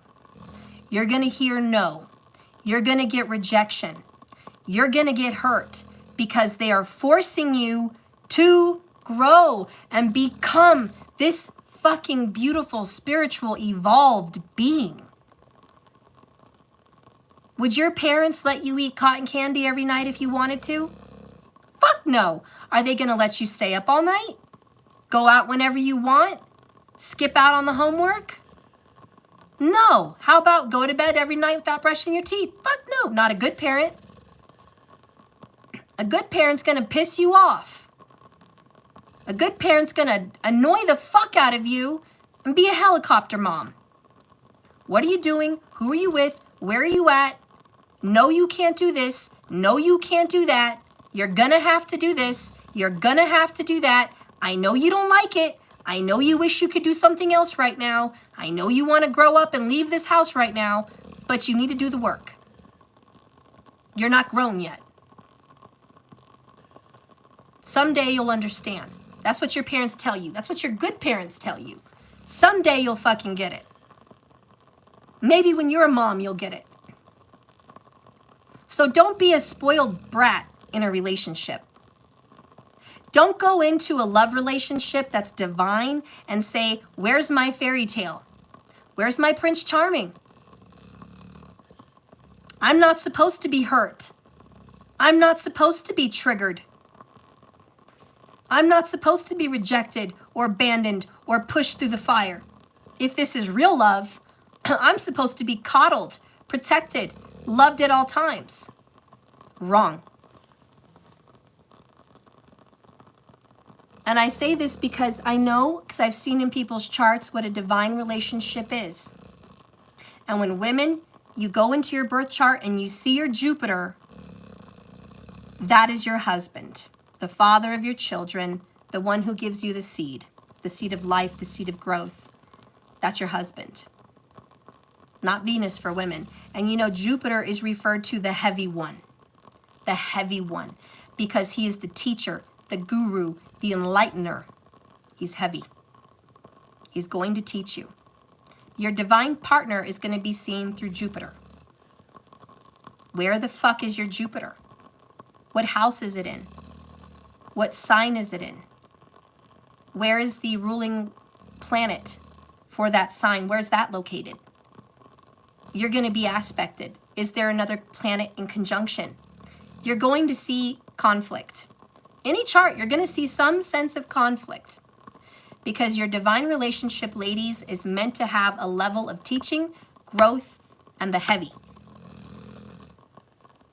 The karmic relationships, the ones that you desire, you want to fuck around, you want to have blah, blah, blah with, Mars, sex, attraction, passion.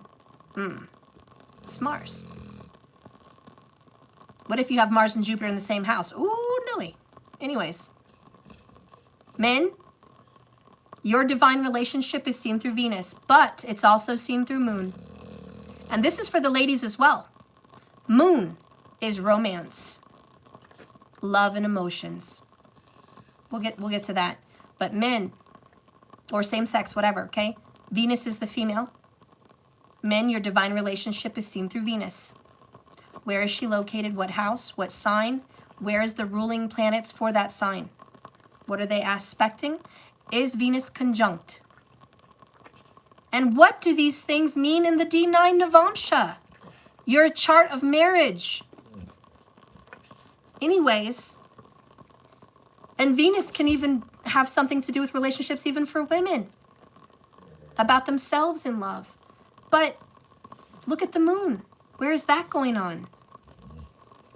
There's going to be conflict, no matter which way you peel this banana, okay?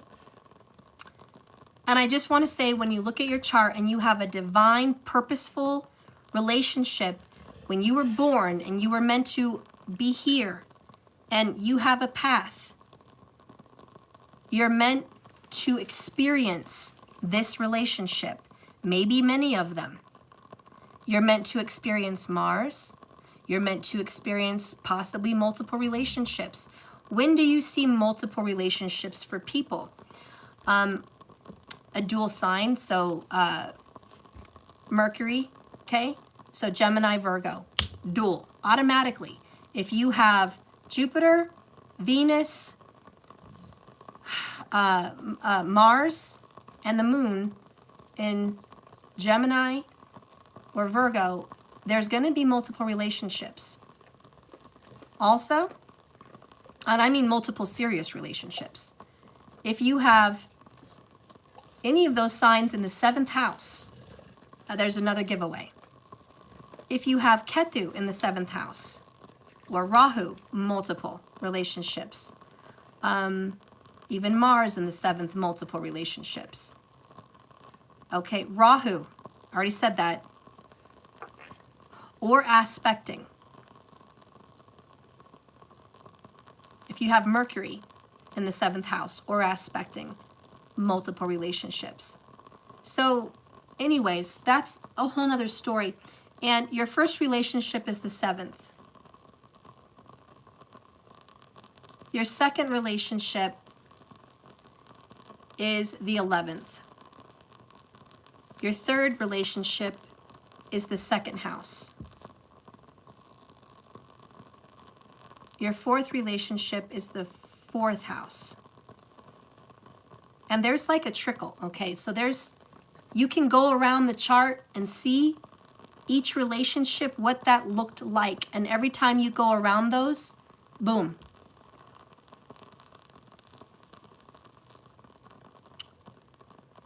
Anyways, I'm done talking about that. But I just want to say, when you guys are out there listening to teachers about divine relationships and what that looks like, please understand and check with your own guru in your own spirit.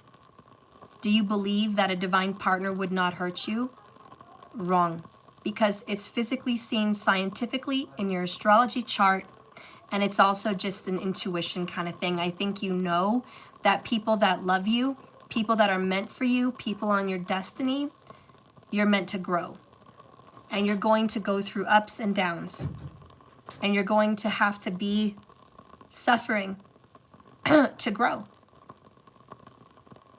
So please, and this is for the people that do have channels and teach, before you say anything like that, please check with your own soul, see if it resonates.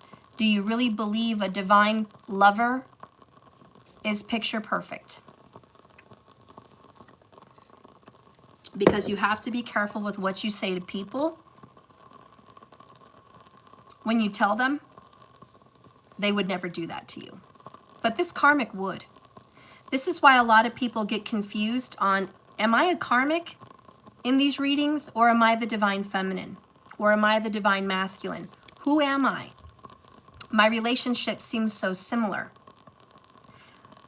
It does seem similar, because a lot of the pain and suffering that goes on in a karmic relationship goes on in a divine relationship, because all of it has karma.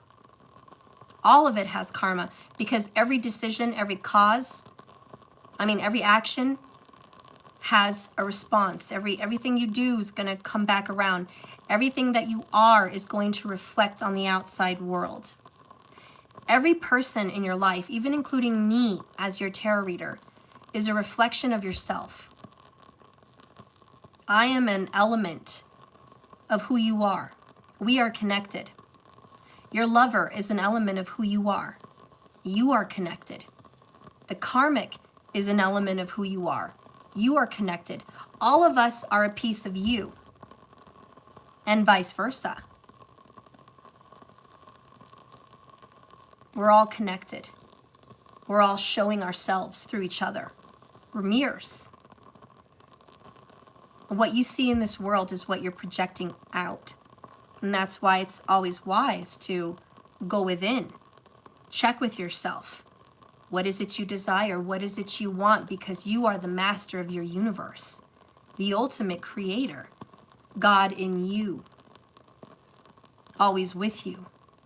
God in everything, just as water is in everything, is in you. Moksha, water, is in you. Dharma, your physical, is in you, and your physical reality. These are all things that must be conquered. That's why Jupiter aspects 1st, 5th, 7th, and 9th. Because the teacher wants you to look at your love relationships, your human relationships, like just work, family, friends, and your spiritual relationship. All of those are connected. You know, Jupiter is related to the constellation of Orion.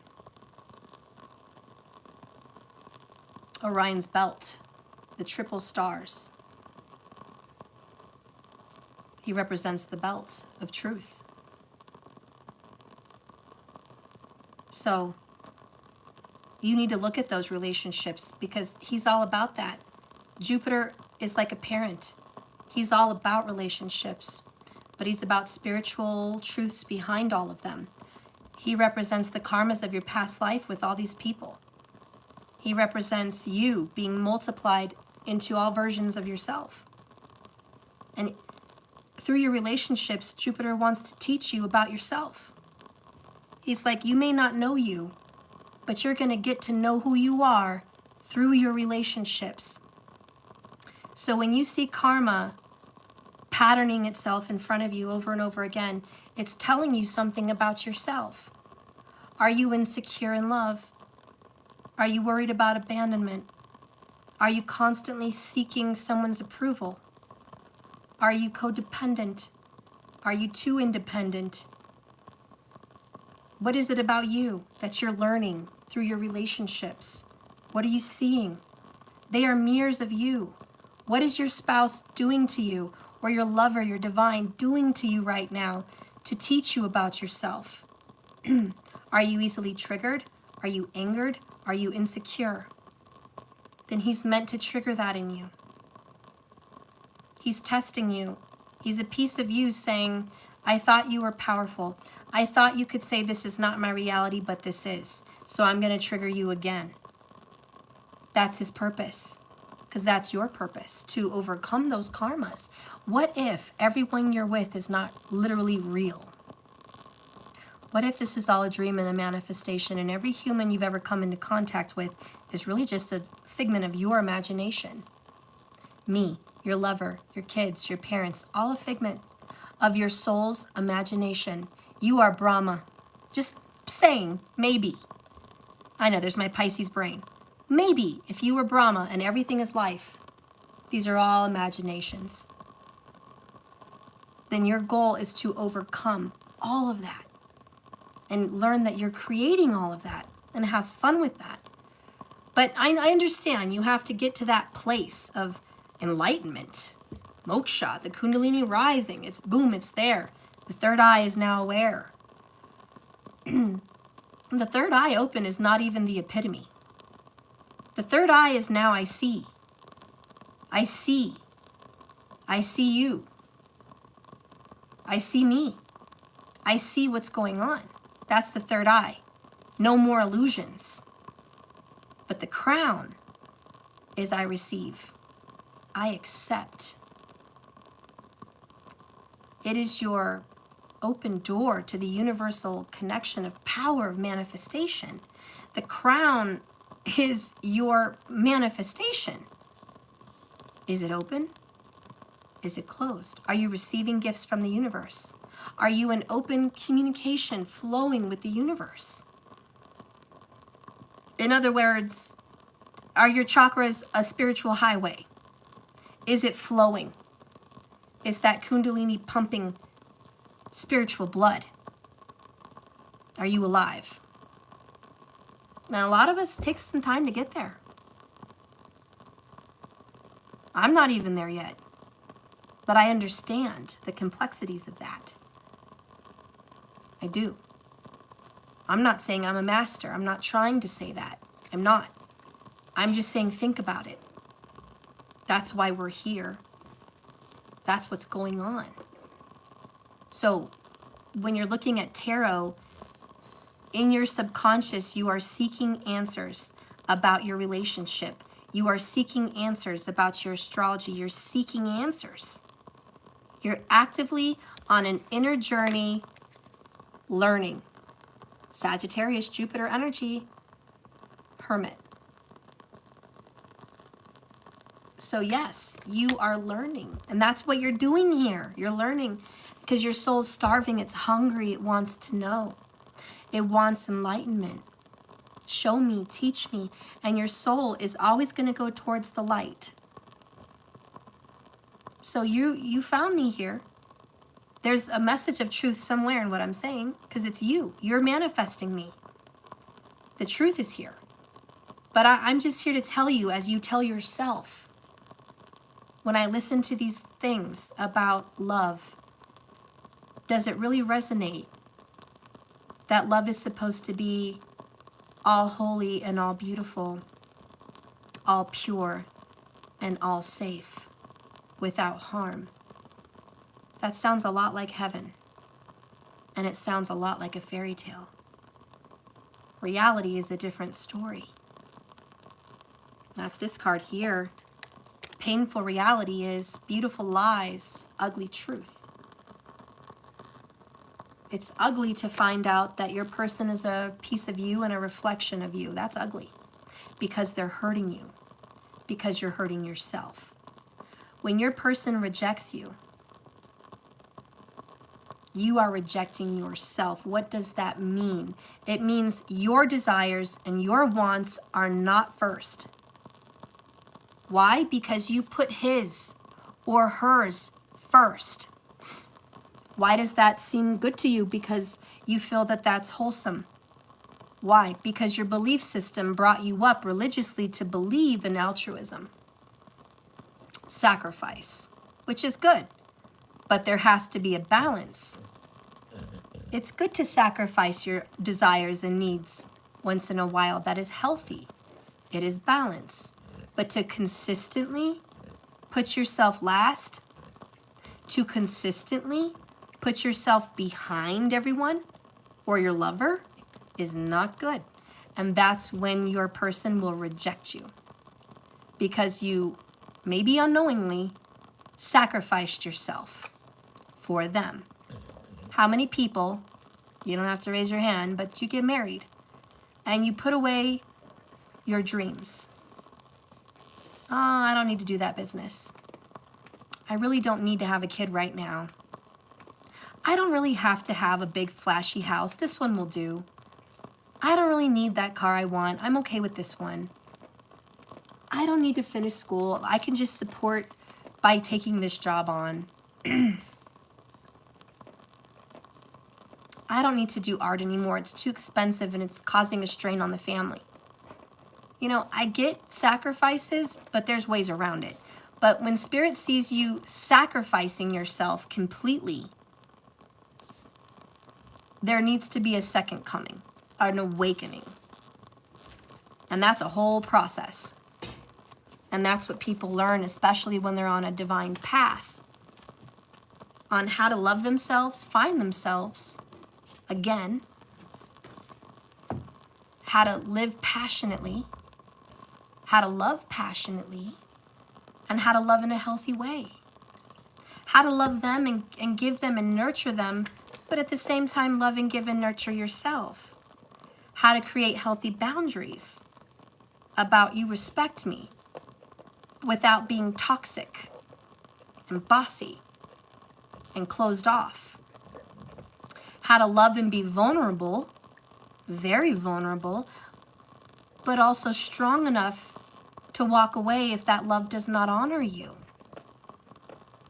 There's all kinds of lessons with love, guys, and I'm just saying you all have your different journeys, but be very cautious, please, when someone tells you what love should be like. Don't listen to me, don't listen to anyone, but listen to yourself, and please ask yourself, does that really resonate as truth in my soul? Does that make logical sense and spiritual sense? Because you don't want to catch yourself chasing a fantasy. You're going to be on an endless journey, a hamster on a hamster wheel, forever going nowhere. No growth. And that's kind of what happens in these karmic cycles. You know? So anyways, I just wanted to share that with you guys. Sorry it went so long. I didn't intend to be here that long. But I really wanted to clear up that whole scenario because I have been hearing it lately. And maybe if that person's watching me or other readers are watching me, you can check with your own soul and see, you know, I've been blindly following a perception based on beliefs of a group, Hierophant, that I thought was the truth, but I never actually sat down and questioned myself. Does this resonate? But now I have. I've done some inner reflection, and I realized that divine love is diverse, and it has multiple versions of itself, and it's bitter and sweet, and it's peace and it's pain, it's passion and it's purity. There's so much to it. It's so universal that it cannot possibly be only one way. True love, divine love, is not one way. I promise you. And the more you go on this journey, the more you're going to say, I see, I get that. True love is not one way. True love is many ways. And true love transforms and takes different forms. It can be this person and that person. It can jump into this entity. It can become this. It can become that. It can grow from this seed and it can die here and be reborn over here. And there's so much to this diverse divine love. Really, it's like watching a universe become born. Watch your divine love transform. It can go from love to hate to forgiveness to joy, to peace, to death, to rebirth, to friendship, to passion, to friendship, to distance. I mean, divine love can become all these things because each of those sections has something to give you and something to teach you. And any energy that truly loves you wants you to flourish and thrive and grow. Whatever that means and whatever that takes. I'm just going to, before I go, say one more thing. I don't know if you guys have all seen the movie The Shack, but he went down a journey meeting God in 3 different forms: the Holy Spirit, Jesus, and the Creator. And when he met God, he was in different forms. And 1, he was an older black lady. 2, he was a Chinese young woman. 3, he was an Middle Eastern young man. And he was like, how could God be all these things? And then God turned from the older black woman to an Indian man, Native American man. He's like, what the crap is going on? 144 minutes, 144,000. That's another story. But he went on this journey. And he was there spiritually to learn. And God in all forms hurt him. It hurt him. They made him cry. They made him visit things he didn't want to visit. Judgment made him look at his father, hanged man, through new eyes. The judgment girl under the waterfall in the shack was the hanged man. Come in through the water, which is moksha, spiritual enlightenment, come through the water and see, Pisces energy, what you don't see through my eyes. And he saw his father being abused as a young child and becoming an abuser. And his father before that. And judgment said, what should happen to this boy?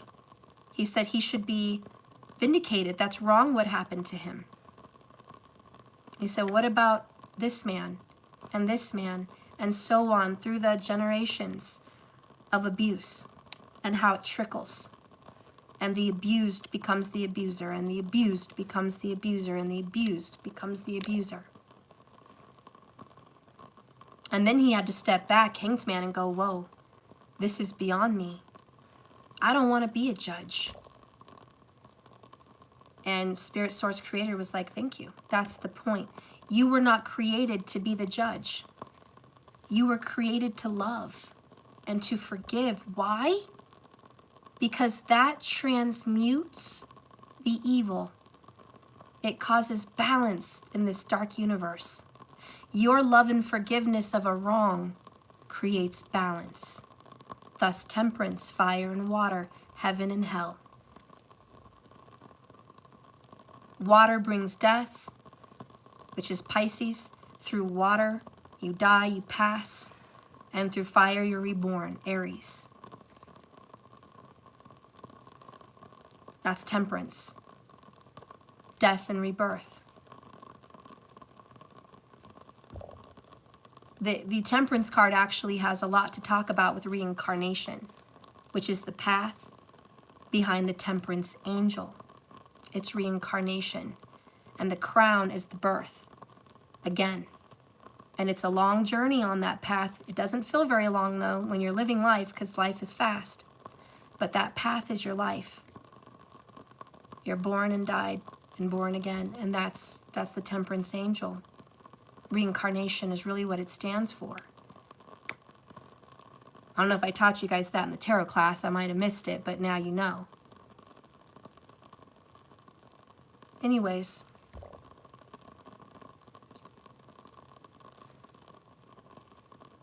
It's all connected.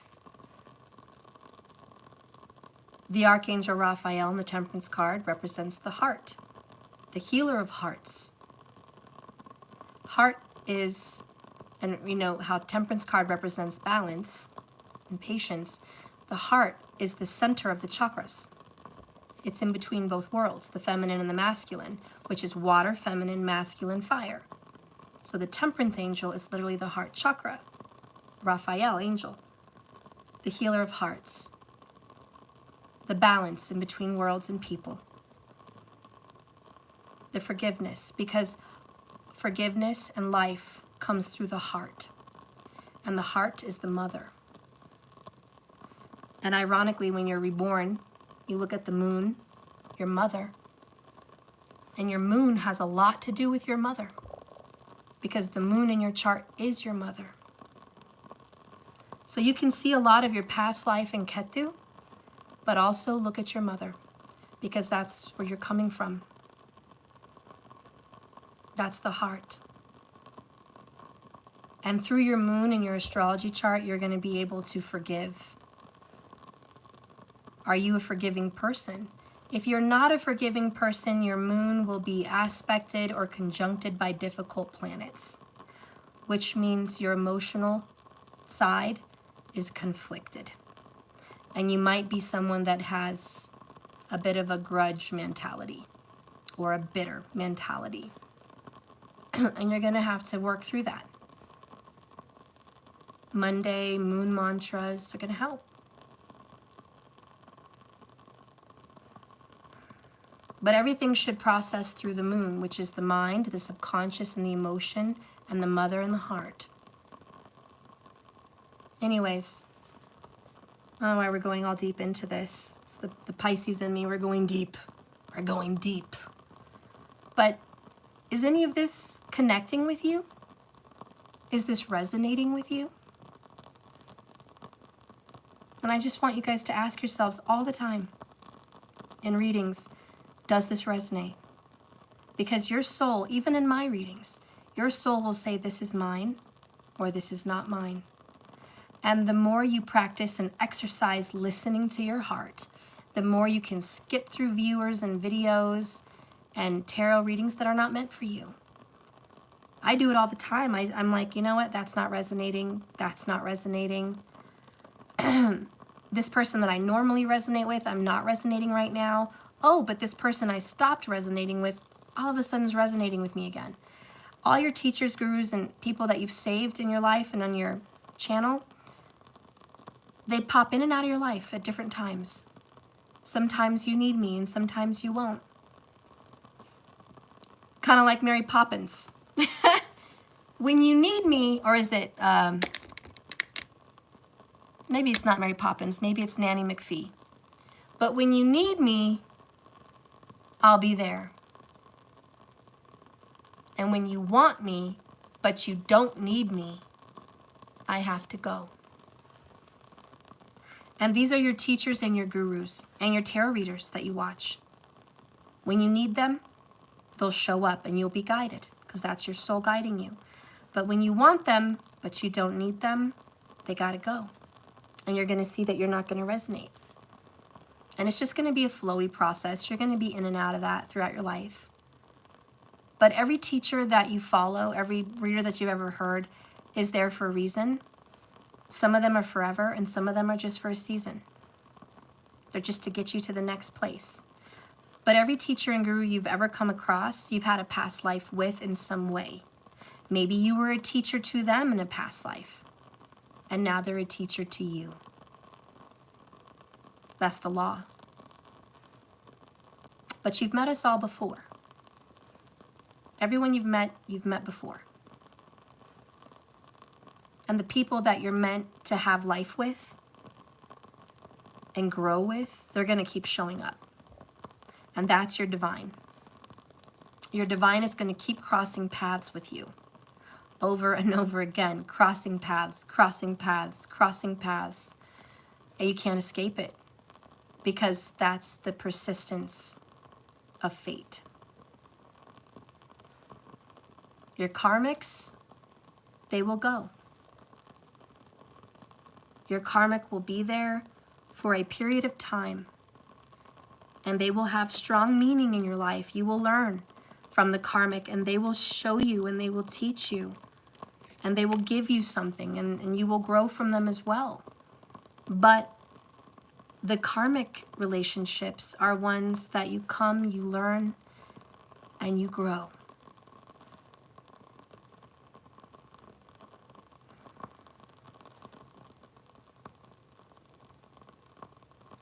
I know, there I am with my Gemini and the Pisces bullshit again, but listen, here I am again, another analogy. I would like you to think about karmics as flowers, and I want you to think of them as annuals. They come out once a year, or you have to plant them every year, is my point.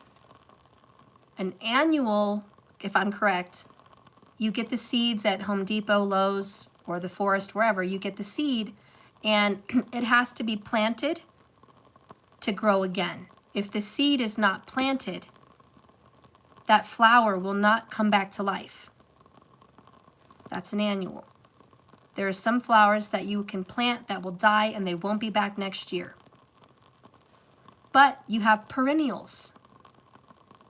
Perennials keep growing every year. Like your rose bush or your irises. They come back every year. You don't have to replant them. They grow deep in the ground, and their roots is what keeps them growing. Even if you were to cut those flowers at the top, snip, snip, their root would still be in there and they would come back the next year. And they multiply.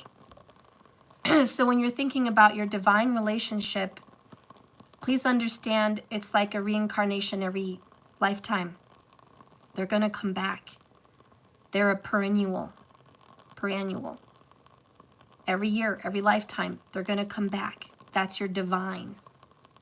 Your divines will always come back. They are the annuals, or the perennials. I can't talk fuck today. But the karmics, you're going to have to keep planting those seeds. And that's what happens when people get stuck in karmic relationships entangled. They get a seed from the karmic. They jump from that karmic situation to the next karmic situation, and they plant that seed again. And then they'll end that and go over here and plant that seed again. Until you say no more planting of those seeds. You need to quit planting those seeds. Here's a perennial. Here's a divine. It's always with you. It is one with you, and it will come back always. So your divine partners will keep showing up where your karmics, like I said, have an expiration date. And if you keep staying stale with karmics past your expiration date, you're going to find there's a lot of divine intervention to help you break those cycles. And sometimes your divine will be a part of that. Your divine will roar at you and say, hey, you're supposed to be done with that. Let me show you the way. Let me be your lantern. Let me be the star. Come with me. Go with me. Let's deal with your deadly sins. Let's deal with your karmas. I'll be here with you. I'm here to trigger you. I'm here to help you cycle through the karma. Come on. Let's get through hell together. Become an emperor. Strong. Powerful. Conquer. Because I know you're with them, but I know you wish you could be with me. Go after what you feel. Go after your intuition. Go after what you feel is right, what you want, regardless of the entanglement. The entanglement, look at the sign. The entanglement with the karmic. If you're on the karmic wheel, round and around and around and around on the karmic wheel, break your entanglement. It's gonna burn out. It is going to burn out. Let it burn out. A lot of people want to keep lighting that karmic flame. Oh, the karmic relationship's ending. I have to light it up again. Oh, the karmic relationship's about to end. Oh no, I gotta light it up again. And that's what they do. They constantly get a match and they relight the karmic fire. Relight the karmic fire. And that's when the angels and the universe and the creator and divines are like, what's going on? You're hurting yourself. You keep suffering. You keep doing this. Have you learned? It's gonna go out again. Quit relighting it. Come over here and light the right candle. Come over here with the divine. Light the candle that is ever lit, that is always lit, everlasting. You won't ever have to keep relighting a divine relationship. The passion, the feelings, the connection will always be there. The divine relationship, it will always be there. The karmic, you have to keep relighting it and it keeps fizzling out. You'll notice in karmic relationships, there's nothing but ups and downs, breakups and makeups, breakups and makeups. Now, I know there's some similarities in divines, but not in the core values, not in the feelings, not in the foundation. The foundation of divines is real and strong. And you could spend 6 to 10 years apart, and you would still have that love and passion and romance for your divine.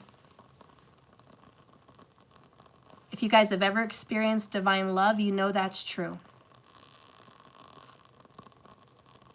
That it doesn't matter the distance. You will always go back to them. You'll always have that. It's very divine. Where the karmics, you love them for a period. And you think you're crazy about them. You think you're going to love them forever. No matter what. Until you don't. Until you realize, I'm over them. I'm out of there. I'm done. The connection's severed. I don't feel connected to the karmic anymore. Not like at all like I used to. I don't feel connected. It's because you're not. It's because you got untangled. from the karmic cycle with them. It's very different than your divine, that you're divinely guided to. Ooh. Life partner. The life partner, you will always be connected through death, through years, always connected. Sometimes they hurt you. Sometimes they leave you. Only so you can find yourself. But you will always be divinely guided back towards one another. That's a divine relationship. So, I don't know. I hope you guys get the difference. I'm just here trying to teach about the difference. Because believe me, there is confusion all over YouTube. And let's just say in this world, many astrologers, many tarot readers, many psychics are all still confused about that dynamic. And I'm not saying I'm the holy grail of divine relationships, but I am saying anyone can check my credentials in my chart. I was created especially to take a deep look into relationships. And I have dove very deep into the truths of these connections. I've explored psychically, I've explored through tarot, and I've explored through astrology. Hey, so Grandma Jessica called me a few minutes ago. She was wondering what you were doing. I told her you were working. And she called to ask if we still have those pajamas for last year. I don't know. That's what I said. I just told her most likely not completely sure. And definitely not for in time for tomorrow. Yeah, so I tried to let her know. I'm gonna go ahead and let her know that we can't wear those pajamas. Okay. Thank you. You're welcome. Also, what have you been doing all day? Working mostly. I've been in my room mostly. Yeah. Just playing on my phone. I noticed. And I made ramen earlier and you weren't there. Sorry. I took Sissy to work. Alright. What time is it? 8:36. Oh, you gotta be kidding me. Man, I thought I was gonna get a lot more done by the time I had to pick her up. I gotta go. You have to pick her up at 7, right? 9. Anyways. Alright. I'll be done here. Alright, guys. Well, I'm gonna go. I hope these readings have helped you today. I've done 4 of them. I did a divine relationship. We did a pick a card reading. We did a karmic reading. I don't know what the other reading was. But we did them all. And I just wanted to really go extensively into helping you guys understand what is going on with that. And by all means, please don't listen to me just because you think I'm a teacher and I'm speaking truth and like you need to listen to me. I don't want people to blindly listen to me. That's not the kind of people I want. I want you all to go inside yourself and talk to your inner guru, your inner teacher, and ask, that is what I am saying resonating? Is the light lit? Are you feeling like that is truth? Because if you are, you're on this path with me, you're aligned, and this readings and everything will resonate. If you're not feeling like that connects to the dots with you, then this is not the right time for you to learn this message yet. Or maybe you've already learned it in the past and you're on to something else. But whatever it is, if it's not resonating, it's not time for this part of your journey. But if it is resonating, it is time that you are getting this. And everyone has their path, and whatever you follow and whoever you listen to, it's all for the right reasons. Even the people that tell you divines are not supposed to hurt you, maybe there's a reason on that journey that you need to hear that. Maybe it's to get strong. Maybe it's to choose yourself. Maybe it's for self-respect. Maybe it's to get you out of an abusive relationship. I'm not saying there are not divine reasons for those teachers to give you those messages.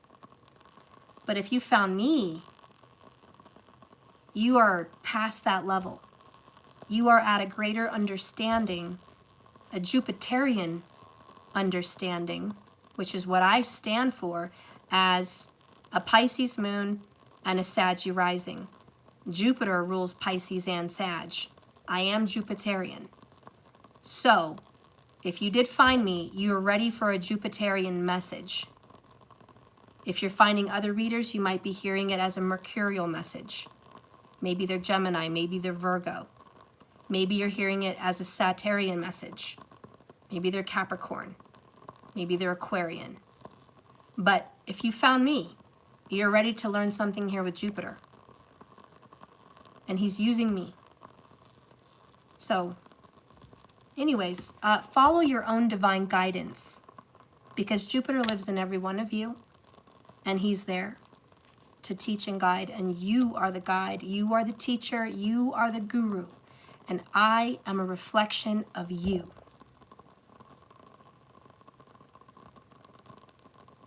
Okay? I am a version of you. So if you're loving me, you're loving yourself right now. I'll tell you that. And if you're listening to me, you are listening to yourself. And you already know what I'm teaching as your inner truth. You are the high priestess. You already know. I'm just verbalizing it in the material world. You know where Samo is? He's under my feet. Okay. He's being a good baby. Oh, baby. Oh, you're so good. All right, guys. Well, I'm going to let you go. This is the end. I love you guys. Remember, this is a journey, not a destination. Just keep swimming. Please don't forget to like this video and subscribe. And don't forget, I have the $99 Christmas special. If you spend $99 or more with me, you'll get a free astrology and tarot reading. Okay, so that's a good deal. Don't forget to look at what I have as far as availability. It's all on the calendars. And we're done with the 22s. So I had the 3 for 30. I had the 22s. We're done. The next special, I'm going to do something special for Christmas. I do want to give away some readings, just private, you know, for Christmas. If you are a subscriber and you are on one of my lives and I do a Christmas special reading, I'll be sure to give away a couple readings for some of you guys, okay? For Christmas. No, I don't want you on it. I want you to take a break. I wasn't even on it all day. I know, because I know why. What break? Anyways, I love you guys, and I'm going to go. Oh, I see your comment there. You know, I love you, and I am creeping you out yet. No, Fleeky, you're not creeping me out. You stalk. Okay. That's all right. Root in. Oh, you love my voice? That is awesome. I love you, Miss T. I love you very much. Yeah, it got crazy, didn't it, Miss T? It got deep. It was crazy. And I like what you had to say too, Miss T, because you had purpose in there to even stimulate that conversation. If it wasn't for you, this entire conversation wouldn't have been happening. So everything happens for divine reason, and thank you for that, and thank you for coming in and talking about that. So anyways, I love you guys. I hope this reading stood out to you. I hope it made truth. Again, this was a karmic reading. It was based on karma and karmic energy. It was not based on a divine path. This is just something that needs to be dealt with a karmic relationship, and I've already explained the difference. So thank you for watching, and I love you guys, and I'll see you tomorrow. Bye-bye.